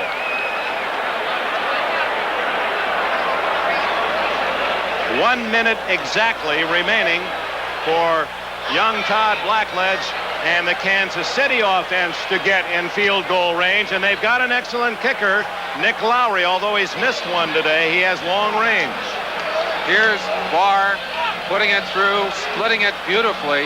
Dead center, no question, right between the uprights. And interesting, Dick, that after accumulating literally thousands of hours of preparation by the members of both of these teams, that it would come down to the last few ticks on the clock to decide who's going to win this game. A few more opportunities now for this young Kansas City Chief team. They played so well today. They really have. They've acquitted themselves well against the champions, and it looked for a while as if they were going to be able to carry off what would have been a very exciting win for them, and certainly a very exciting upset. For the Chiefs, their goal against Al Davis's Raiders is to get to at least the Raider 35-yard line. A 35-yard line would be a 52-yard field goal. Lowry has kicked them as long as 58. So that'll be their long-range goal to get to the 35. Stephon Page. And he's out of bounds. And no flag. The fans want a penalty, but no flag. It has been a game that has featured too many penalties. Each team will well more than 100 yards in penalties assessed. We mentioned that this is a bad blood game. These two teams really do not like each other. That's a long-standing feud. Goes back to the days when Ben Davidson speared Lenny Dawson here in Kansas City, and the fans still remember that. A lot of these players probably just children then, but they've been told the story many times. Some were children. That play was 13 years ago, 1971. At the 19, Blackledge with 52 seconds left and no timeouts.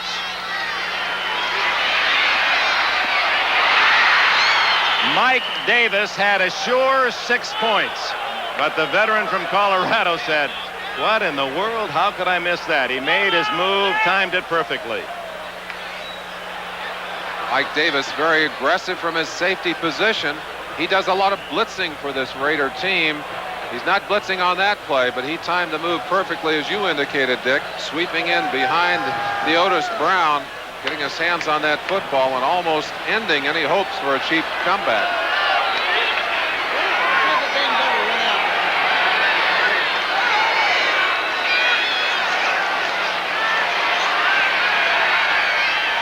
He gets it this time, Mike Davis. And finally sits on it at the 20-yard line, and it's academic now with 37 seconds left because Kansas City has no timeouts left. Todd Blackledge had thrown the ball into coverage a number of times earlier in the game. Ball bounced around, was intercepted on one occasion, and again here as he throws twice in the direction of Mike Davis. Davis nearly gets the first one and comes back on the second one to put it away. We want to thank our executive producer, Michael Weissman, coordinating producer, Ted Nathanson, who's also our director today, Larry Cirillo, our cord, Joe Costanza, featuring Don Wilsey, Dave Smith, Bill Wilsey, Rick Dean, all the men and women from Kansas City to bring what has been a very exciting NFL game. Two teams unbeaten coming in, and 2 points separating them at the moment. We'll get a final sit-down play by Plunkett. There it is, properly executed. Well, there's the veteran Kenny consoling, I'm sure, the young rookie Todd Blackledge and telling him, look, you can't worry about that. That's going to happen to you. You learn from it. You come back, and next time you see the defender there, you don't throw that pass. But, Dick, let's climb down into the head of John Mackovic and his staff. They have to be extremely pleased with the way their young team acquitted themselves against the champion Raiders today. And in measuring up against the Raiders, I think there's some very positive signs for Mackovic and his new Chiefs. Well, we started today with 3 members of the AFC West unbeaten 2-0. Seattle lost at New England, and here in a battle of two teams that had not been defeated, the Los Angeles Raiders prevailed 22-20, and on that winning march, Plunkett was successful in maintaining possession on 2 key 4th down plays, and then the long bomb to Barnwell to set up the field goal. So the story in Kansas City, an outstanding game, but the win to the Super Bowl champions. Stay tuned for the Budweiser NFL Report.